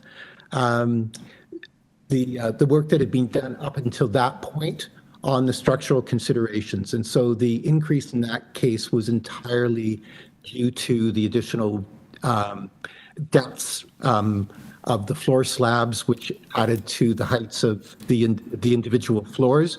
But we were not at that time seeking an increase in terms of the number of stories. And of course, because it was just about the floor to ceiling heights, there was no increase being sought to the gross floor area. So our analysis, we've gone right back to the original zoning bylaw and built from there in terms of addressing the 4 tests. And we haven't actually taken the previous variance into account as we've done the analysis on that. But that's the relationship between the two. Okay, so that's what I was wondering. You had approval for 130.1 meters, but you're now seeking approval to go from 125, which is lower than that approval, to 143. But you're saying you just, you just didn't include that variance. Yeah, exactly. Yes, technically, and legally, I understand that for this application, our starting point is 125.1, not the 130.1 that had been granted through the previous variance. Okay, great, thank you.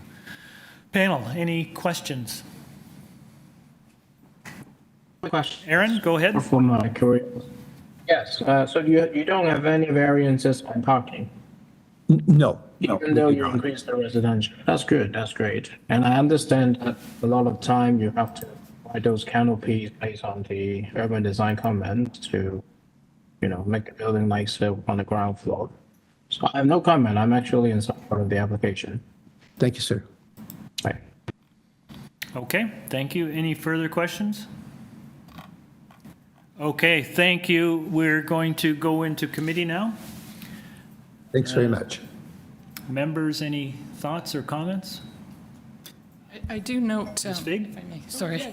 I do note that the Greater Yorkville Residents Association actually not only thought that the variances were minor, but noted that this development would achieve an exceptional enhancement to their neighborhood.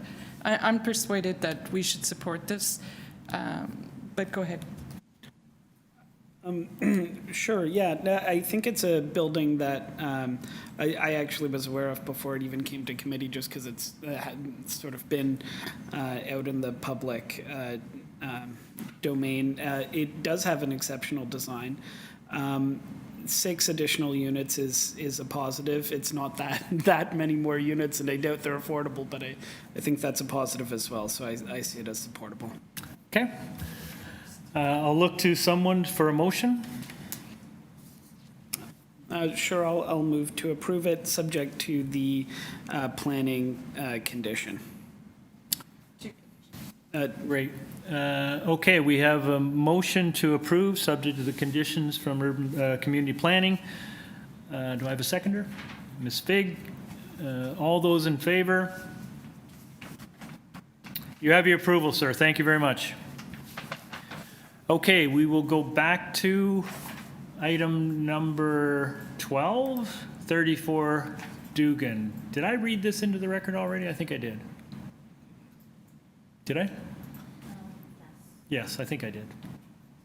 Okay. Do we have the agent now?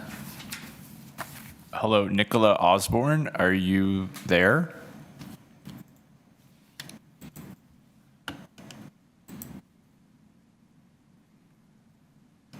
Lost her again? Through Mr. Chair, she's indicated that she's been on hold for the past 2 hours, but she is currently unmuted and able to hear us. Can we give her a call on another line, or? The only number that she has listed is the one that she's registered in the hearing in, so. Okay, Ms. Osborne, we understand you're online somewhere. If you could try to unmute yourself.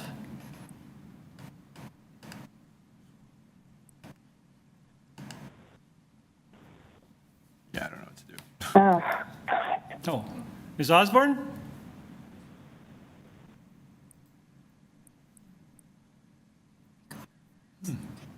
Yeah. Through the chair, we can try standing this one down until the end of this morning's session, give the agent some additional time to sort out their tech issues. Okay. Oh, yes, we'll take a short break. Thank you very much. Through the chair, how long would you like that break to be? Let's say 10 minutes. Great.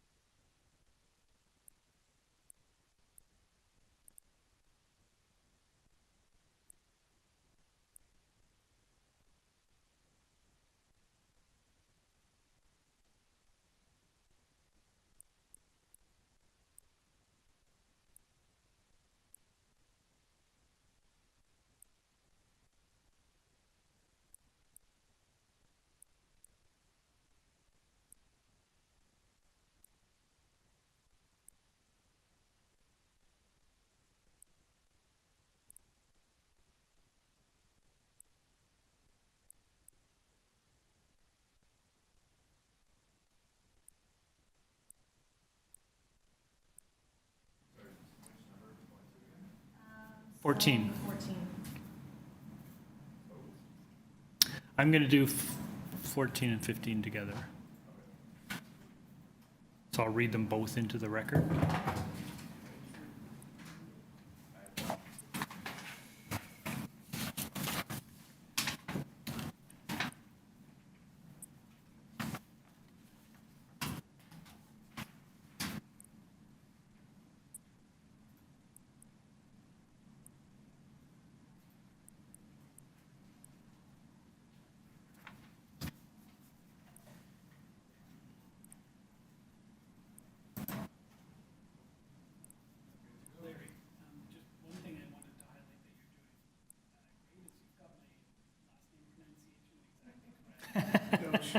It's a simple last name, but people usually go for gosh, and so just in case there was a. That's great. in mind that, oh, maybe I did.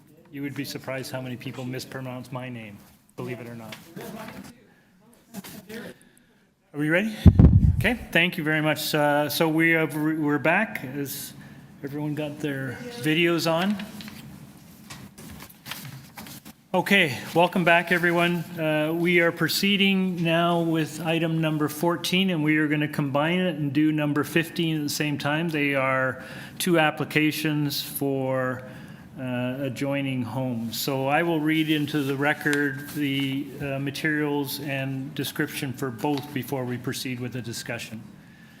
So number 14 is 795A Manning Avenue. This is an application to permit a new three-story detached dwelling with a rooftop deck and a front basement walkout, which was constructed beyond the limits of the approved building permit following approved minor variance decision number A0503/18TEY. The committee for this item has before it a copy of the plan of survey, site plan, floor plans, and elevations, decision numbers B0052/18TUI, A0504/18TUI, and A0503/18TUI affecting the subject property. We have an arborist report received October 23rd, email correspondence from Transportation Services, staff report from Urban Forestry.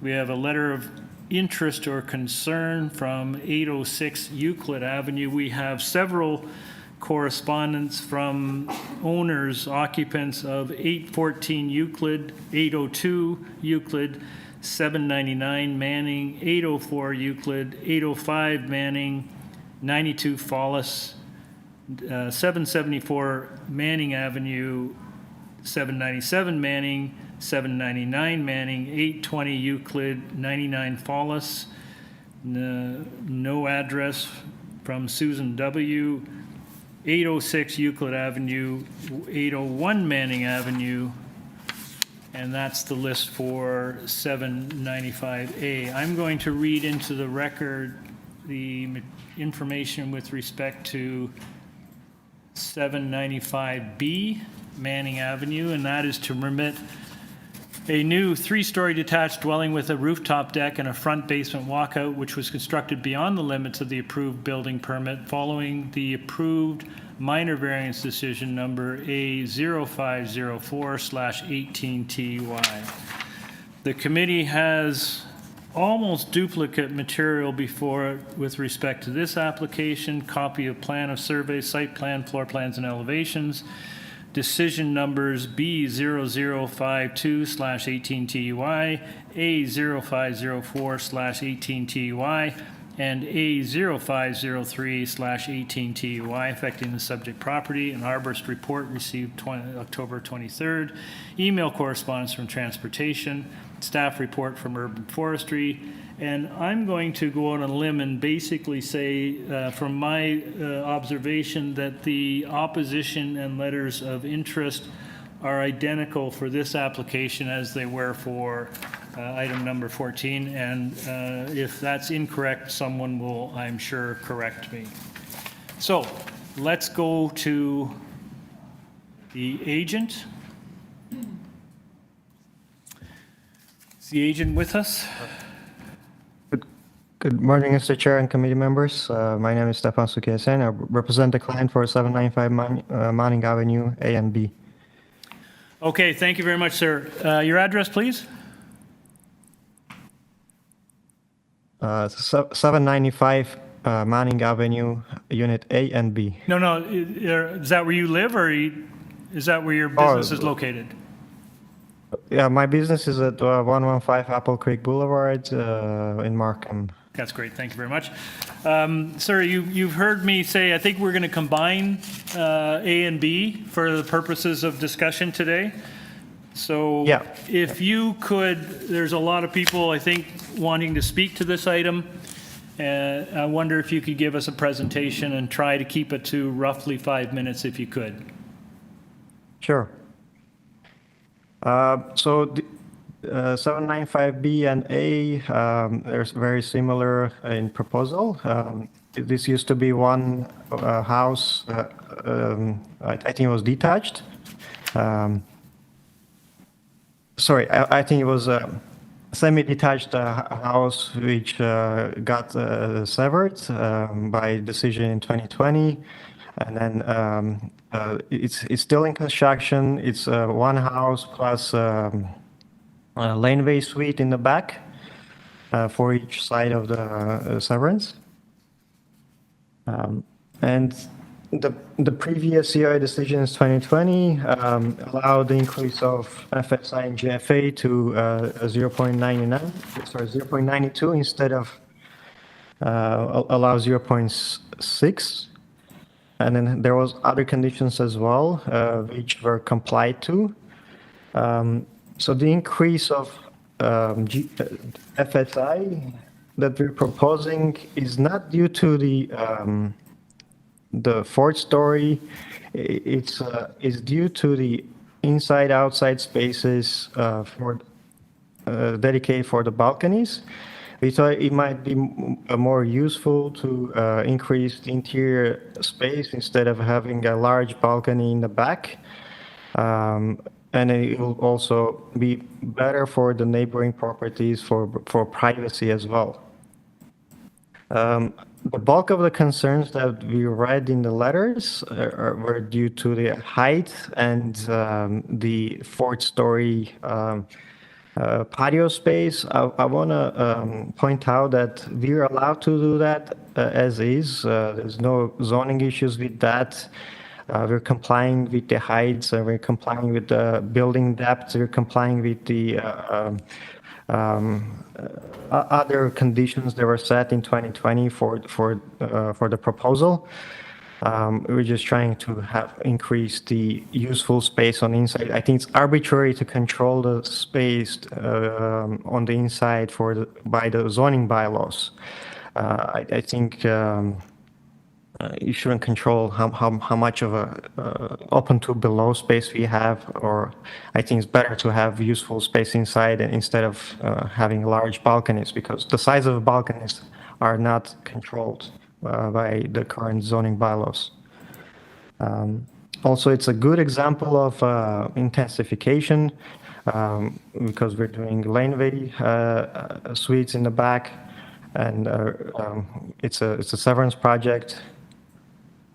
And we're trying to comply to all of the conditions that were set by previous zoning bylaw. I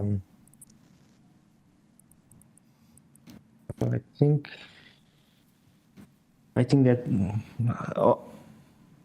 that's all I can say for right now, and I can answer the questions if you have. Okay, thank you very much. I think for clarity purposes, I think it's helpful to explain the difference between what you were approved with previously and what you're seeking approval today. For example, when you were before the committee previously, there was no balcony included in your application, and there is now a balcony. Can you just, for the purposes of people listening and those interested in this file, explain what has happened in between the two applications? Between the two applications, there were a lot of changes because the previous application was the drawings were different. There was a more traditional looking house. When I picked up this project, we made the changes, but we still complied to the conditions of the application. We complied to the FSI and the height and the conditions for the balcony. It's just the balcony had a condition that the deck itself has to have a certain distance from the property lines.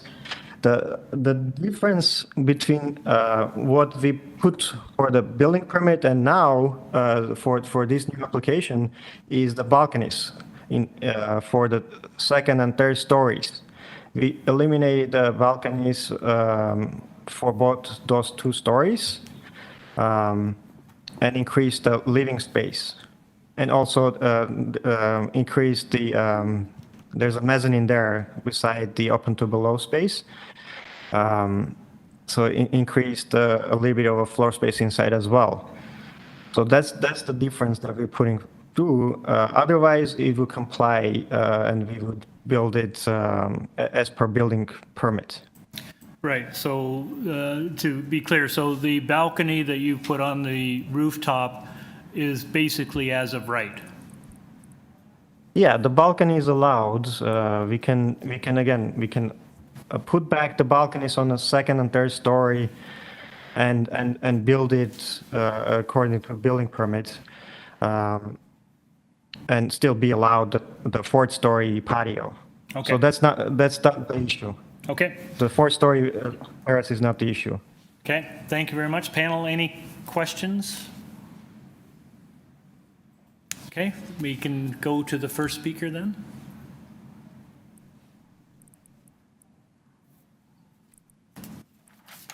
Megan Janes, you have been unmuted.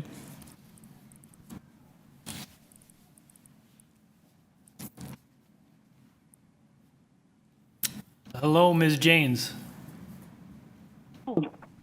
Hello, Chair. I didn't realize I was the first speaker. Okay. Thank you, Chair and Committee. My name is Megan James, and I reside at 802 Euclid Avenue, and I'm east of the property at 795 Manning. And can everybody hear me okay? Yes. Excellent, thank you. I've lived at the property at 802 Euclid for a number of years, and we have also done renovations here. In my cursory review of the drawings, I had some concerns that there are some additional variance requests that should be added. Just in general, and I'll go through those, but in general, I don't think that the application passes the 4 tests of the community of adjustment, that it's not minor, that there is privacy and shadow impacts on surrounding properties, and it's not an appropriate change. It doesn't match the neighboring lands, and it doesn't meet the general intent of the zoning bylaw with the relationship with the neighboring buildings. And I wasn't sure if through the chair it's possible to share on screen the photos in opposition letter number 17, which I think will give everybody a... Yes. Is that possible? Yep, just give us a second. We'll try and pull that up. There's a lot of correspondence here. It was opposition letter number 17. Oh, thank you. Thank you. And I have a number of points, but as I know we're limited in time, I just want you to see the differences between those 2 pictures here on the left, September 6, 2018 and January 10, 2024. And though I've heard then from the applicant that the 4-story balcony is as of right, you can see in the appearance on the right side photo, January 10, 2024, how the appearance of the 4th floor deck is as if it is a 4-story. And it's quite massive in scale related to the neighboring properties. And if you go through a couple of photos down below, you see again in that January 10th, 2024, the perspective of the neighboring property to the north, and then the built form, the 795 Manning to the south. So quite a different scale. The 3rd floor of the building, the height is different than the surrounding 3rd floor, and when you add in the 4th floor deck, it is quite different. And I think it should be noted that in the initial 2020 variance, the decking on that fourth floor was to be set back further. I think the intent was a smaller deck. Right now, as it's built, it is a full deck for the full fourth floor. So let me go through just a couple of the things I think on the variance side that were missed in this application. And I ask that through the chair, that the committee consider this. The basement walkout in the very front of the house, it does not appear that the walkout is within the allowed front yard setback and it encroaches on city property. That's something that I'd like the committee to consider. The third story deck, as I mentioned, the 2020 variance required an inset of 1.8 meters from the north and south side lot, and it appears to be built as 0.71 inset from the lot lines. And I asked to the committee whether this should be a variance request. The 2020 variance request that indicated there would be 2 parking pads. Now the current 2023 plans includes 2 laneway garage studios with the 2-story laneway suite and the 3rd-story main building. I question whether they are appropriate scale for the property. And should the total FIS of the building and ancillary building be requested by the committee, and should it be considered in the variance request? Talked about the dwelling height. As with the 4th story, when you see the side decking and rails that it's and the roof atrium, it's now 12.75 is shown on that. 12.75 is the roof atrium. It's quite different from the neighboring properties. And I don't believe in my survey I've seen another 4-story deck in the Seton Village neighborhood. So I'm concerned that if this application doesn't pass those tests of the committee adjustment, and I ask that the committee consider the scale of the property development in the context of the neighborhood. And the question is, does the property development adhere to the scale and volume of the existing neighborhood housing? I don't think it does. And I respectfully ask the committee, through the chair, to have the applicant resubmit their variance application with the as-built drawings and the building plans, including the ancillary building and all the variance requests, so that the committee can consider the actual and complete application. And just one final note, because there's been many discussions about the balcony. As you've seen, this we're looking at an as-built condition. This building has been constructed. When you look at the south rear of the building, and when we talk about balconies, it appears as if it's constructed so that there will be balconies at that 3rd level and 2nd level with sliding doors and lighting. So I also would like an evaluation of the balcony situation. Thank you. Thank you very much. Panel, any questions of the speaker? None? Okay, if we can go to the next speaker. Sorry. Sorry, Phil. Less of a question, but just a comment that I'd like to make in response to some of the things that the speaker has said. In terms of asking us to have the applicant come back with further variances, that's not really within the power of the committee. But one thing that I can assure you is, given that this went through a building permit process, that's when the city would have examined to see what variances were required. So the ones in front of us are the ones that would have been considered as being required. So that process has actually, in effect, already happened. So I just wanted to let you know that. Okay. Thank you. Through the chair, may I respond? No, I think we'll just move on. Thank you very much. If we could have the next speaker, please. Nicholas Campos, you have been unmuted. Good afternoon. Can you hear me? Yep. Great. My name is Nicholas Campos. I live at 806 Euclid Avenue. I've been nominated by several community members to speak to their concerns. I'm located directly behind these 2 properties, and I'd like to touch on a few points that demonstrate how this does not meet the general intent, purpose of the bylaw and the official plan.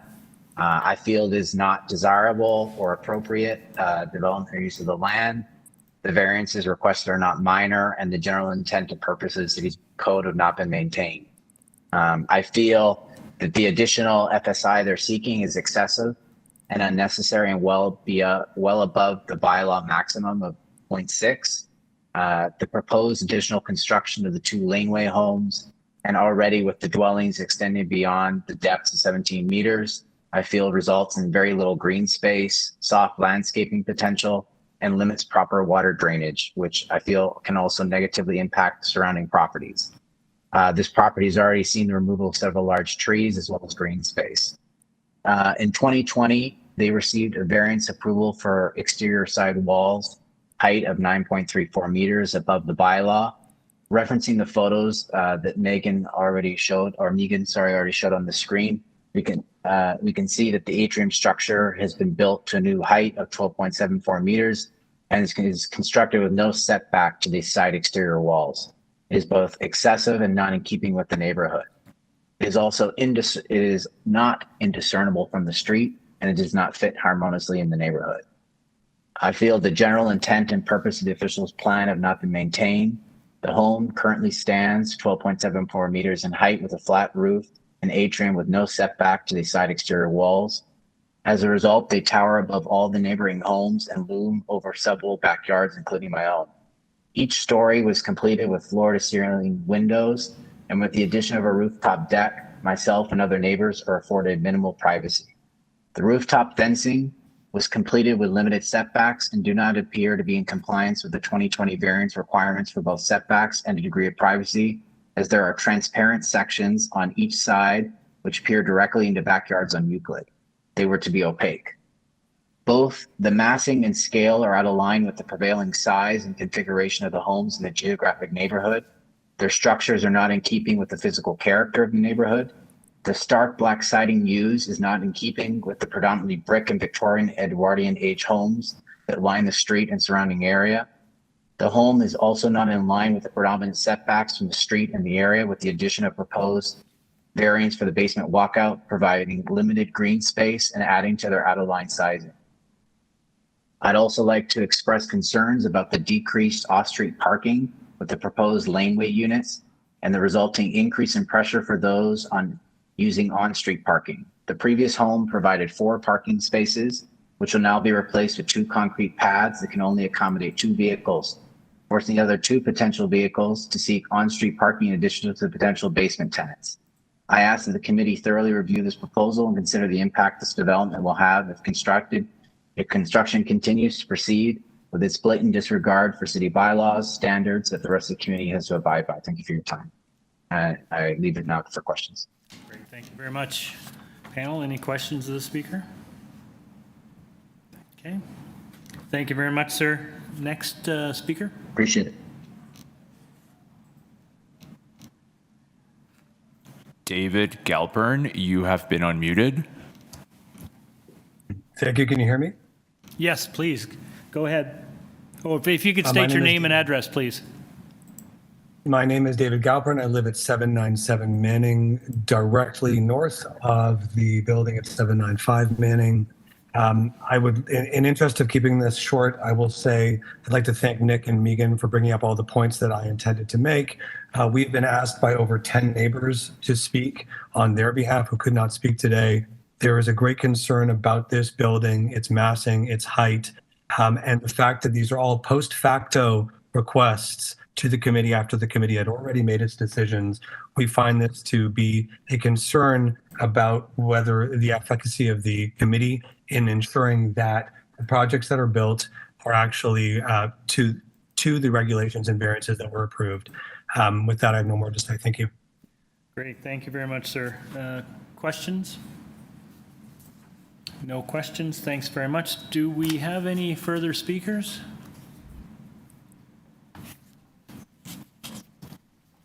Through you, Mr. Chair, those were the only registered speakers for both items. Okay.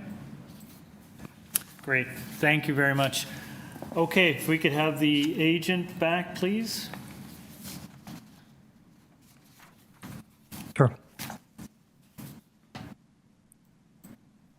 Okay. Hello, sir. So you've heard the concerns raised by some of the neighbors. I wonder if you could address those concerns, please. Sure.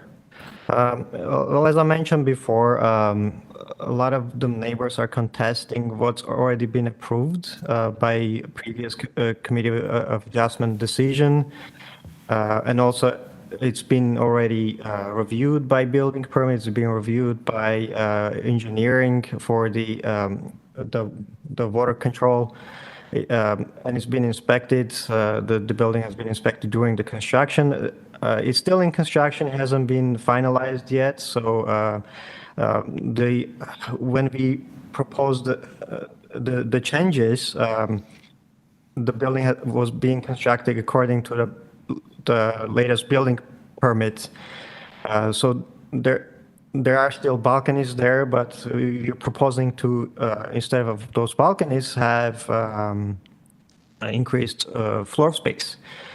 So if you're not allowed the increase, the balconies will still be there. The building size will still be as is, because that's how it's been approved. And all we're proposing right now is one variance for the floor space index, which controls pretty much the inside, outside spaces. We're not contesting the fourth-story decking. We're not contesting the heights. We're going to build and finalize this building as we're allowed by the 2020 decision and by the building permit drawings. For the decking condition that was set in 2020, that's for the second and third story balconies. That's controlling the distance from the property line to the deck of the balcony, not where the balcony itself is or how big the balcony will be.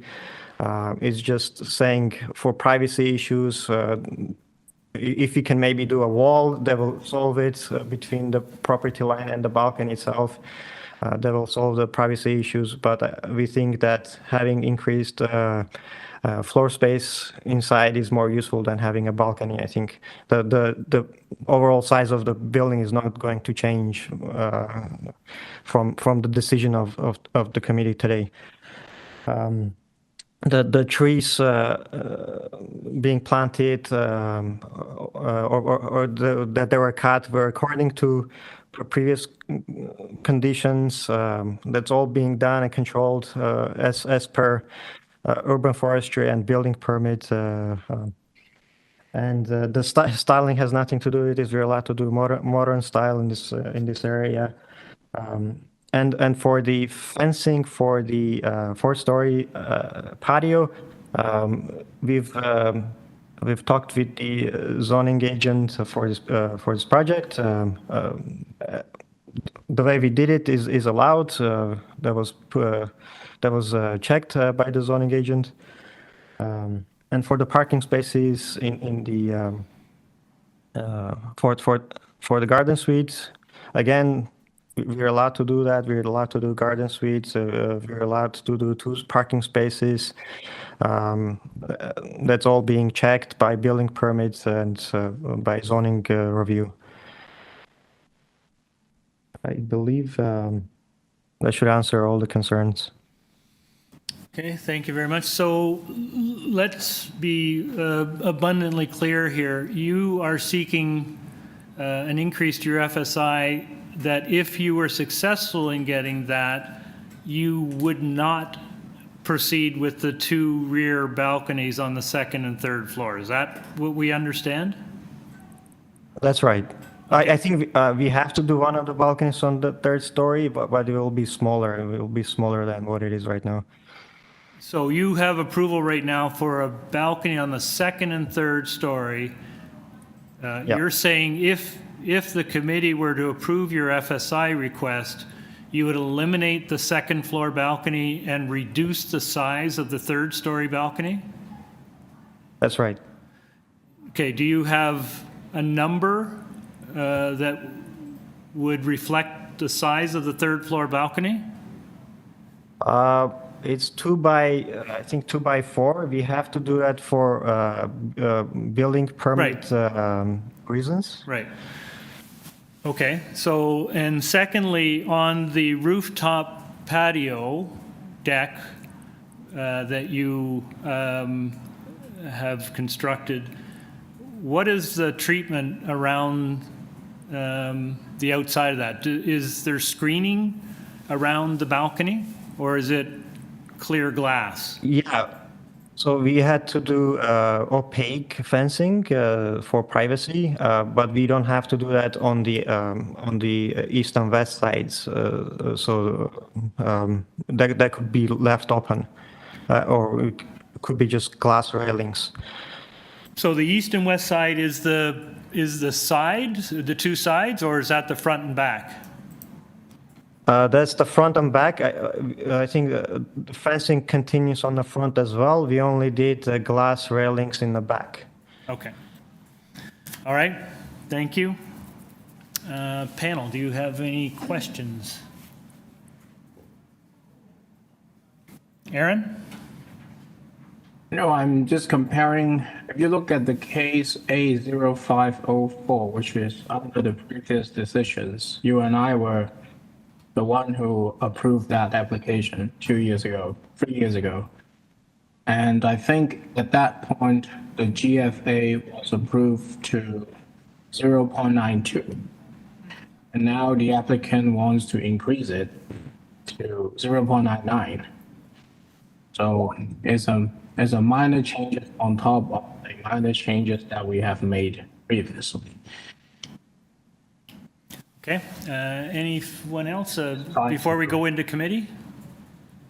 No questions. I'm just trying to check the information. They all match it, so no questions at this point. Great, thank you. Okay, we're going to take this into committee. Members, anyone have any thoughts or comments on this application? I am sympathetic to a lot of the neighbors' concerns. They talk about height, privacy, street parking, tree removal, but they're simply not issues before this panel. We have the one variance for each property, and I believe it's relatively minor. Okay. Thank you. Phil? Yeah, I think that was some good questioning by you, Mr. Chair, about the fourth floor. And so now we know that the glass portion that might have some overlook is actually just looking back at the laneway suites that are going on this property itself. I am satisfied that the zoning examiner would have done their work and found the actual changes. So this is a different design, it seems like, from the one that was before the committee before, but there's nothing wrong with redesigning within variances that have been provided, and then the new variance is extremely small in scope to go from 0.92 to 0.99. So as with Lois, I can understand where this, seeing the photos where neighbors might be concerned about the feeling of change. I suspect these actually will probably fit in more than they're worrying about once it's all completed, given how leafy it is. But certainly the variance itself is supportable. Okay, thank you. Aaron? Aaron, yeah, I agree with Philip. Yep. Yeah, can you hear me? Yeah, I agree with Philip. I've been checking all the documents one more time, and while the speakers were talking, I think even if on that day it asks for 0.99, I think it is still acceptable.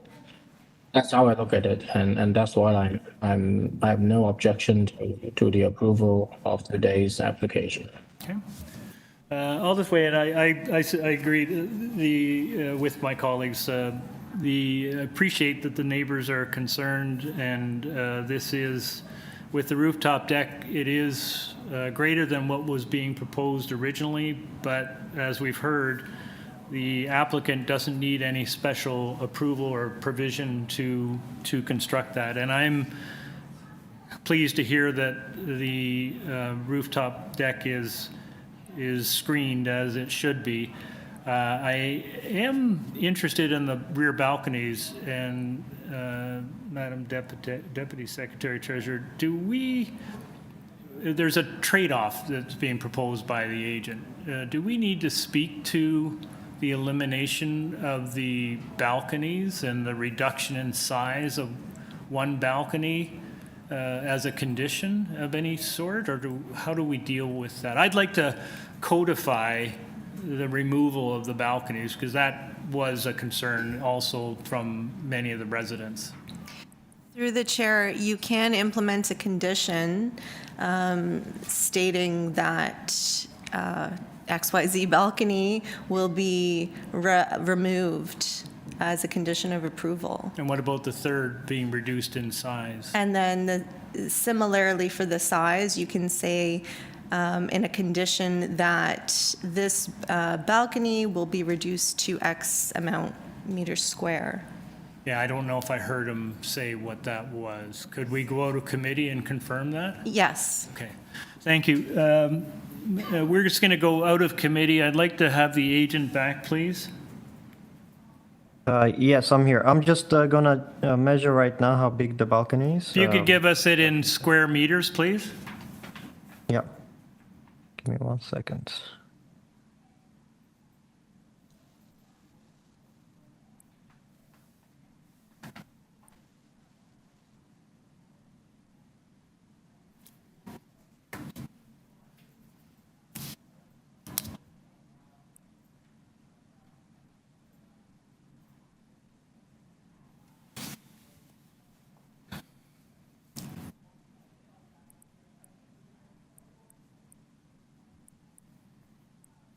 I'm really, really sorry. Okay.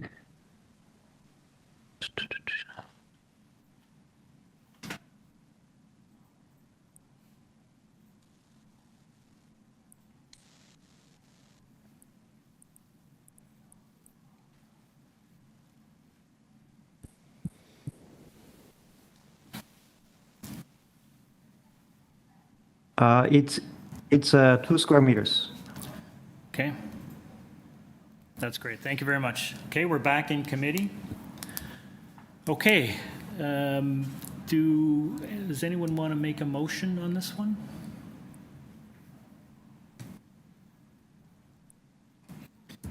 Come on, Phil. Sure.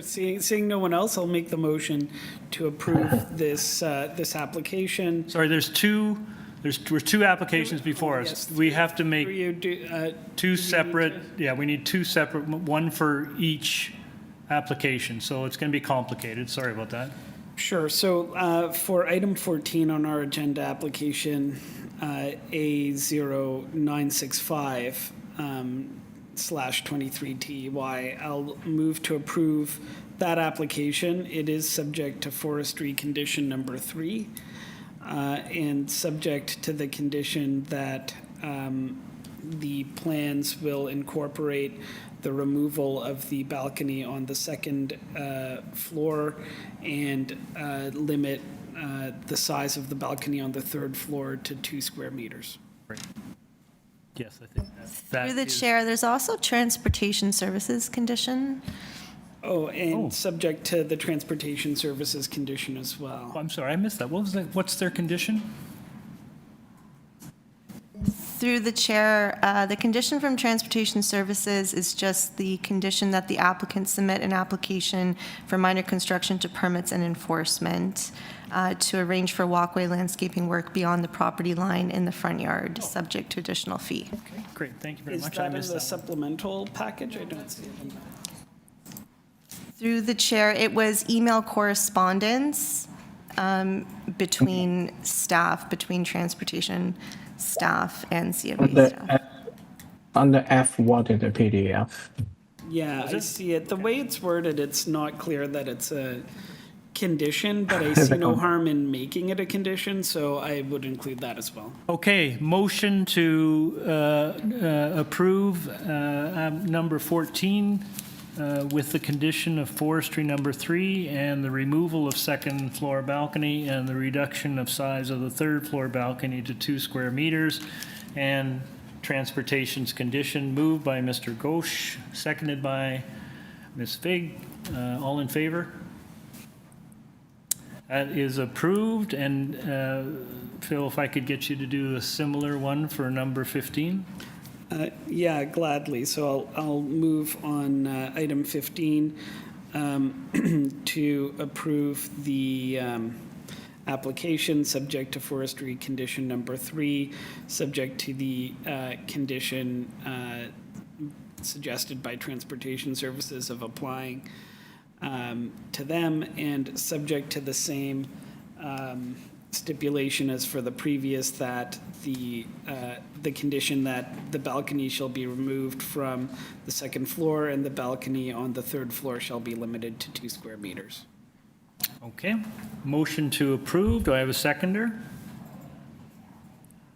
Mr. Chen, all in favor? You have your approvals for both, subject to those conditions, sir. Thank you very much. We move on to item number 16.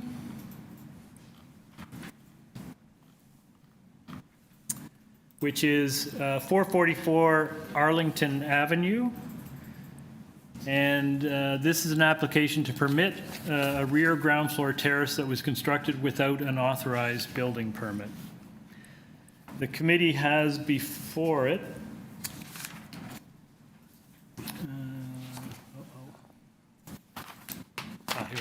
committee has before it a copy of the plan of survey and site plan, 2 photographs of the subject property, and decision number A0558/21TUI affecting the subject property. Do we have the agent?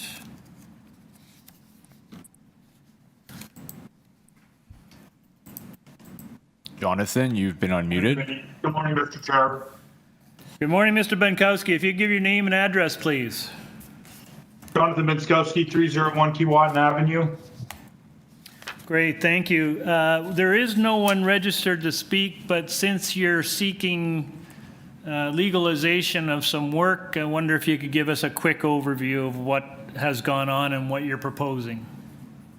Yeah, if we could, moderator, if we could bring up the photos submitted. Essentially, this is really just not so much a terrace as much as an at-grade patio. What we can see here is in order to mitigate the effect of the hardscaping, we have installed pavers that lead to that rear portion. What I would note is that behind that wooden fence, sorry, if we go to that second picture again, behind that wooden fence is a surface parking spot that's accessed off of a lane. Because that is a hardscape, that is in fact taken into the calculation of that hardscaping for what it is, for the effect of the variance before you. If that were to be a garage, that would actually be exempt, and that would be in compliance. So essentially, all that's happened is what we can see here, and that picture is me standing essentially at the rear wall of the dwelling. It's just an at-grade patio with some green space leading to the 2 parking spaces that are accessible off of the lane. Okay, thank you very much. It looks like it's a sunken terrace or patio. What's the drainage for that? It is, so those are permeable pavers that are there. In addition, if you look at the right side of the screen, where, if we could zoom in, there is stone that is adjacent to the properties both to the north and the south to mitigate any drainage issues that might occur. Okay, thank you. And lastly, this was done without a building permit. Is there a reason for that? To be honest, Mr. Chair, I wasn't involved in the original committee of adjustment. It's my understanding that they just built a back patio. Sorry, they just built this back patio without the knowledge that it would trigger a variance because they were essentially just building a walkout from their dwelling. Okay, thank you. Panel, any questions? Okay, Mr. Benzowski, we're taking this into committee. Is there anything further you'd like to add, or? I would just say again, as you mentioned in the beginning, Mr. Chair, there is no opposition from either adjacent neighbor. And as you can see from this picture, there are garages located both to the north and the south, with one actually being a newly constructed laneway suite that really kind of extends into the rear yard. So in terms of any impact, I would say it's mitigated by the existing conditions of both the north and the south properties. Great, thank you very much. Okay, we're in committee. Panel members, this is the kind of violation which is not surprising, right? That someone would build a patio in their rear yard. I mean, I'm sure we know of friends and acquaintances that have done the same thing, not knowing that you need a building permit. And the fact that they have permeable pavers, I think, is a good thing in terms of drainage. So, any thoughts? Yeah, I would have approved it if it comes in fresh anyway. So, I'm going to support it. Yeah. Do you want to make a motion, Aaron? Yeah, I'll make a motion to support or approve the application, and I don't think there is any other condition. No, I don't see any conditions. Okay, do we have a seconder? Yes. Do you have a comment? I do have a comment as well. I'll second it, but I do think it's understandable how it came to be that it was constructed without a permit, but I still think that that's not an excuse, and so I would suggest that we include in the minutes the ordinary stipulate or the common stipulation in these situations that we don't condone building without a permit. Okay, I would agree. Okay, so motion to approve, seconded by Mr. Ghosh. All in favor? And we will add a comment for the record in the minutes. Thank you very much. Okay, we move on to item number 17, 191 Montclair Avenue. This is an application again to legalize and maintain the ancillary structures, a gazebo and pergolas in the rear yard of the property, which were constructed without an authorized building permit. Committee has before it a copy of the plan of survey, site plan, floor plans, and elevations, 8 photographs of the subject property, cover letter from the agent, previous decisions A0752/13TUI and A0156/17TUI affecting the subject property in order to comply for the works undertaken, and correspondence and opposition from 189 Montclair and 1545 Bathurst Street. So do we have the agent? We do? Hi, good morning, or good afternoon. I'm Anthony Zambri, the director at Land Design Canada. I'm the authorized agent for Millen Godfrey, the homeowner at 181 Montclair Avenue, Toronto. Today we are seeking... Can I just get, can I just get your address, please? My address is currently 7250 Keele Street, Unit 345 in Concord. Great, okay. If you could give us a bit of an overview of what's going on here, that would be great. Yeah, absolutely. So, yeah, exactly. Today we are seeking bylaw relief to maintain the accessory structure, including the gazebo and pergola in the rear property. These structures were initially constructed without a building permit due to the lack of knowledge about the city processes from the homeowner's part. Additionally, we are requesting relief of 10.2% of the rear yard hardscape, softscape percentages, as currently the homeowner's ratio stands at 39.8%. I would also like to note at this time that my client has supporting documents from neighbors who agree with the structure. It was received late. I can send it to you later on at any time. I sent it to the representative on file with the City of Toronto, but he mentioned that it was a little late for that. I think the homeowner was waiting for one person's signature, which caused the whole file to become late. So again, I just wanted to kind of throw that in there. I also did have comments in regards to the opposition's letters. Oh, is that it? Oh, perfect. You guys got it? Excellent. So I also wanted to, like I said, I also wanted to comment on the opposition's documents. Regarding Mr. Simon Bertwitz's comments, today's focus is on the accessory structure and the hardscape percentages, not on his thoughts of the trees. The committee's role is to offer minor relief to the Toronto homeowners, and his disapproval of the city's operations is irrelevant to this hearing. While understanding his desire for change, let's keep today's session focused on the usual minor variances and adjustments seen past the committee's hearings. As a reminder to Mr. Simon as well, that he that she's enlisted professionals, including engineers and representatives, and has paid city fees. And we're here today to address any confusion and correct any application procedures and mistakes. I'd also suggest to Simon that he should refrain from implying that of members of City of Toronto, who work for the City of Toronto, threaten homeowners. I didn't like that when he put that into his notes. Simon has mentioned that in his document that Dino threatened Malin. It's crucial to maintain respect for all city members performing their duties well.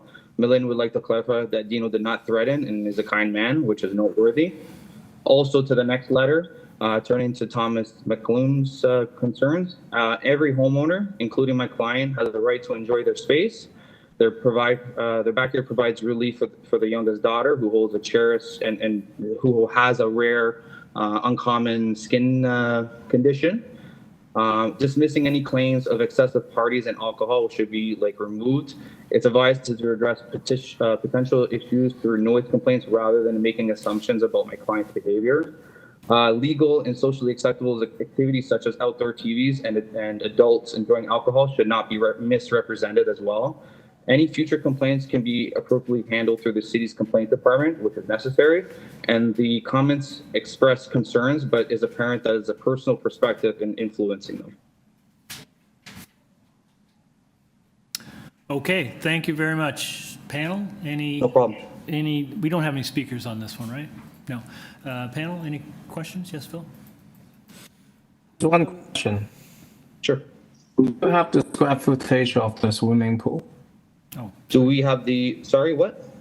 The square footage, the coverage. Yes, it's in the documents, yeah. So I take your point about things that shouldn't be considered, that we're only here to consider the actual variance, and that is correct. But since you raised it yourself as sort of a point of contention about one of the opposition letters mentioning the trees that had been cut, I would like you to confirm whether that statement is accurate, that these were cut without permits and fines levied. I can't comment on that, as I was only hired to pertain to the things what we're talking about today for the minor variances. Okay, but you have no knowledge. Sorry. I wasn't retained. Yeah, I wasn't retained before that point. But you have no knowledge that it's inaccurate. You just have no knowledge on that subject. On that exact knowledge of trees, no, I have no knowledge of that. Okay, thanks. Yeah, it's not appropriate to talk about something you don't know. And no, so that's I'll fair. do that. I asked the question and you answered it. I appreciate that. Okay, thank you. We've got the site plan up. You're seeking a variance from the soft landscaping in the rear yard, and it's principally a result of the structures at the rear. So in the middle, it's a proposed covered gazebo. I presume it's already constructed. It's a covered gazebo. Yeah, it's as built, yes. The pergola, is it like a covered pergola or is it slats? No, it's not structurally covered. No, it does provide a sense of shade, but it does not defer any drainage as well. Yeah, so that's what I was trying to get at. So rainwater would go through the pergola Correct. and go into the ground? Correct. Okay, so in effect, it's not a covered structure, but by virtue of the way the bylaw is constructed, it's considered hard landscaping. Well, yes, because there's interlock underneath it. So yes, it would be considered hard, but at the same time, it does not defer any water drainage. Sorry, it doesn't defer? It doesn't defer, so for example, on the middle structure, let's just say water would hit the roof and then it would go into the direction of whatever the roof angle would be, right? So let's just say that the middle part has a 2%, let's just pretend that it has a 2% slope to the back, then all that water would then defer to the back. So but the two wings don't defer water. Yeah, no, I get that. So the pergola, you said it's got pavers underneath. Are they permeable pavers? I believe, as far as I am concerned, I do not believe so. Okay, so they're regular Correct, sand yeah. pavers. Okay. All right, Yeah. thank you. So there's, You're very welcome. I'm just trying to get a sense, is there any way we can improve from 39 to get closer to 50 or not? I'm just looking at the site plan. Is there, realistically, we're not like an absurd amount of percentages away from where the bylaw should be. I mean, realistically, just from my experience in this municipality and also different ones, like, 10% or close to that is, and even up to 15 is usually acceptable inside of a committee minor variance. Unfortunately, at this time, the homeowner wasn't represented properly in understanding what it took to get permits, or even if permits were even needed. So it's unfortunate that she had to go through that. At this time, it is as built, and to perform any changes would be an immense construction process, and I just don't see it happening.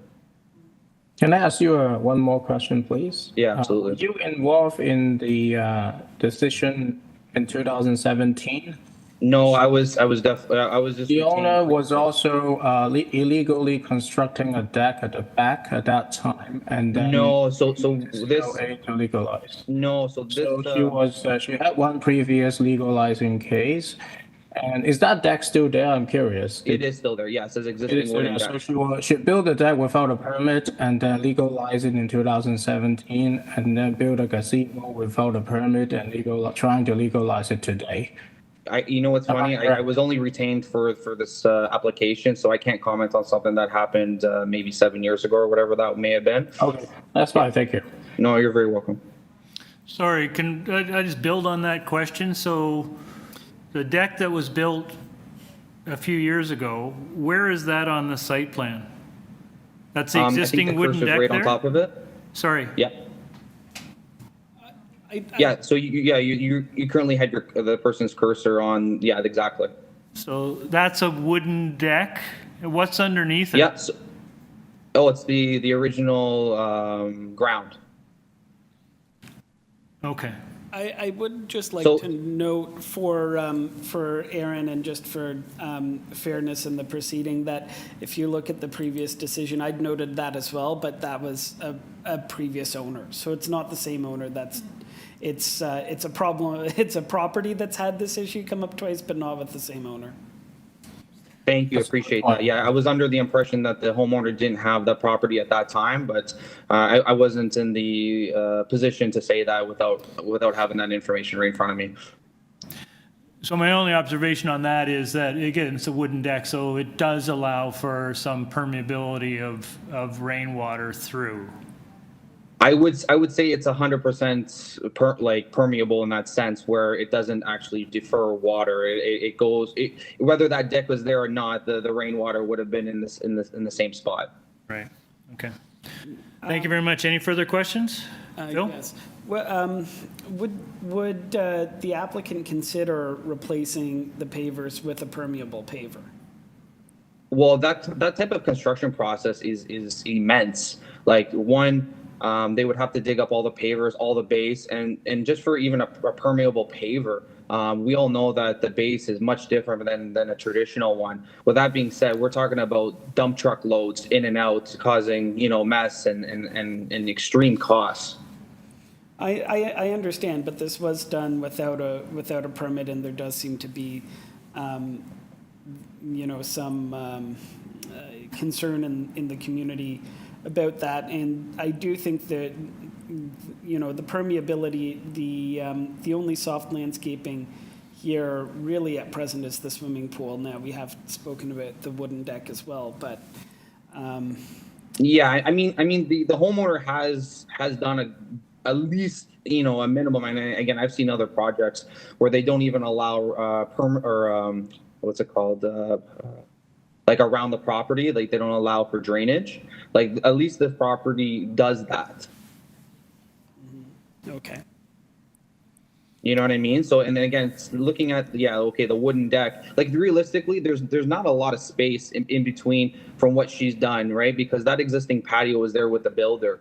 who built the house. You know, from my perspective is that the homeowner did pretty much as minimum as possible, where she put in a pool, she put an interlock around the pool for people obviously to walk around, and she built a structure because her daughter has an issue with her skin, and to provide at least a little bit of shade. But I mean, realistically, you know, that structure is also protect the views of her family, because there's a higher building in the rear that this structure actually blocks the views onto her young children. And you know what I mean? Again, looking at this, like it's almost like how can you make this any smaller without really ruining the whole you know adventure of doing this? All right, but I think you're doing a very good job defending for your client. But when we look at the case, we have to assume that this is unbuilt, right? This is a fresh case. We're not trying to punish you or something. Oh no, I get that. Yeah, no, I just So we have to look at it. Is this development appropriate? Is this landscape deduction makes sense? So that's how we have to look at it. For sure, and I appreciate that. Yeah. All right. Thanks. Okay. Any further questions, comments? Okay, we'll take this into committee. Okay, panel members, thoughts? Phil? I do find some of the rationale for this application or the comments made in support of it a little distasteful. Some of the comments both in the letter and by the representative of needing to protect from the overview of apartment buildings and that people are constantly staring at or would be staring at the daughter, and that any parent would feel this way. I just don't find that very neighborly. I think this individual bought the home knowing exactly what was surrounding it. The comment that this is no different than something from Wayfair, but then we get a contrary comment today that it would be an extreme job to remove it. So it's a difficult one for me to support, despite the fact that the variance itself I see and as maybe not being so significant. So it's just something to mull. Okay, thank you. Anyone else? I think if we were looking at it new, not already built, we would simply perhaps look at the pergolas and look at something permeable underneath. Other than that, I agree with my colleague. I don't think that it's really an excessive ask, the one variance.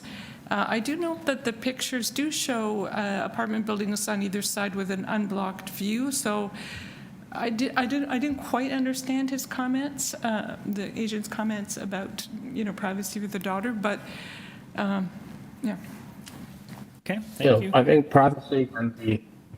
The privacy issue, if it is an issue, it could have been resolved without taking out any landscape. Right? The question is what to do with the landscape terrariums in front of us. And again, I hope this case was in front of us earlier so we can, endorse some treatment to help mitigating the problem. Right now it's very difficult. I feel really bad for the owner. But again, if this is a brand new case, I wouldn't like to approve it as is. The question is, should we allow it to just let go because it has already been built, or should we just take it as an actual new case and, ask for some sort of work to be done? Okay.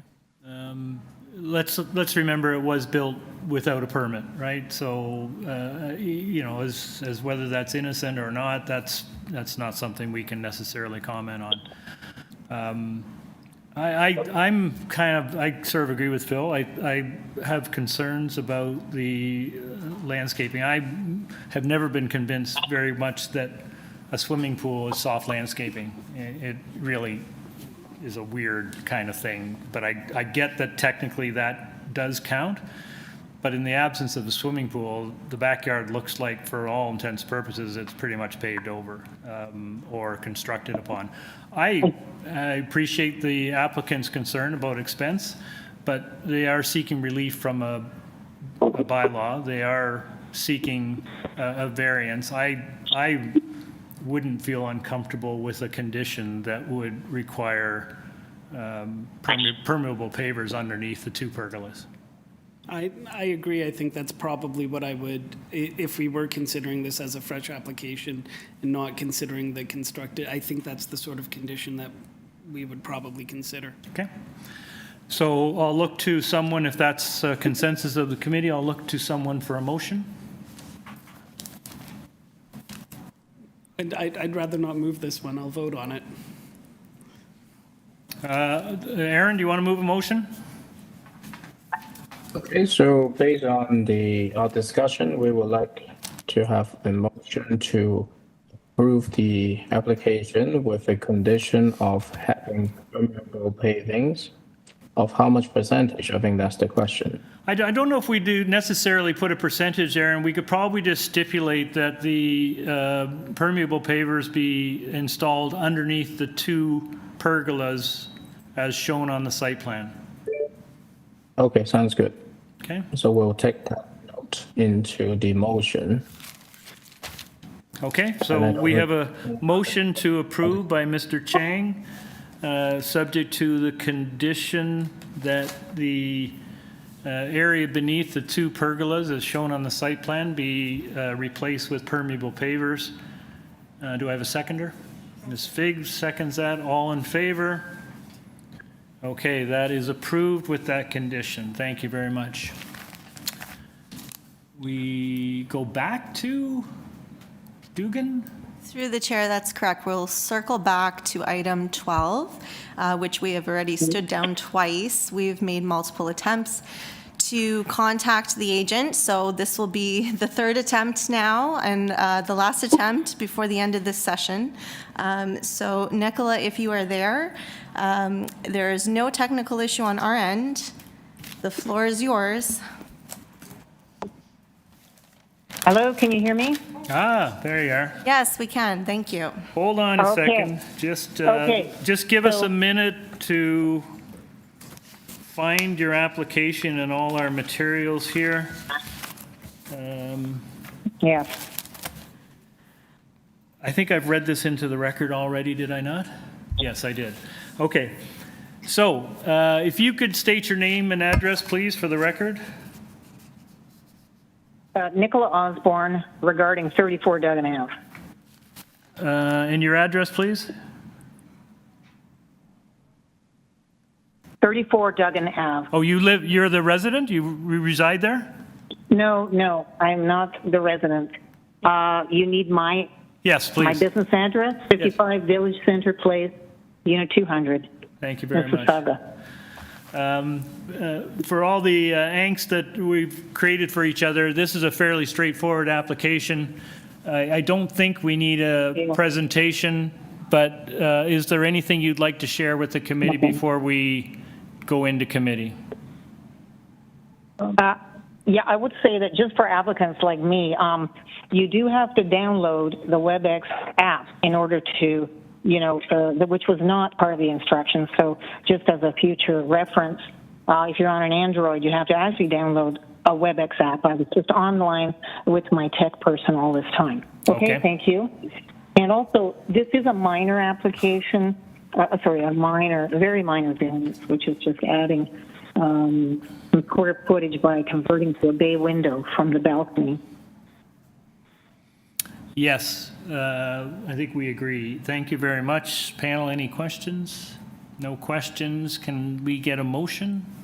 I will move. Ms. Figg? That we accept this application. It meets all 4 tests, and it's an extremely minor application. And there's a condition, forestry condition number 1? Is there? Forestry, and we will add condition number 1 from forestry. Okay. Motion to approve with forestry condition number 1. Do I have a seconder? Mr. Ghosh. All in favor? Okay, you have your approval. Thank you very much. So through the Thank chair, the afternoon session will commence at 2 p.m. as per the schedule. So we will reconvene at 2 p.m. for the afternoon session. Great. Thank you very much. Hey, great job, Larry. We'll see you at 2. Thank you. See you in a bit. Oh, that's no problem. That's why we have a committee to do that.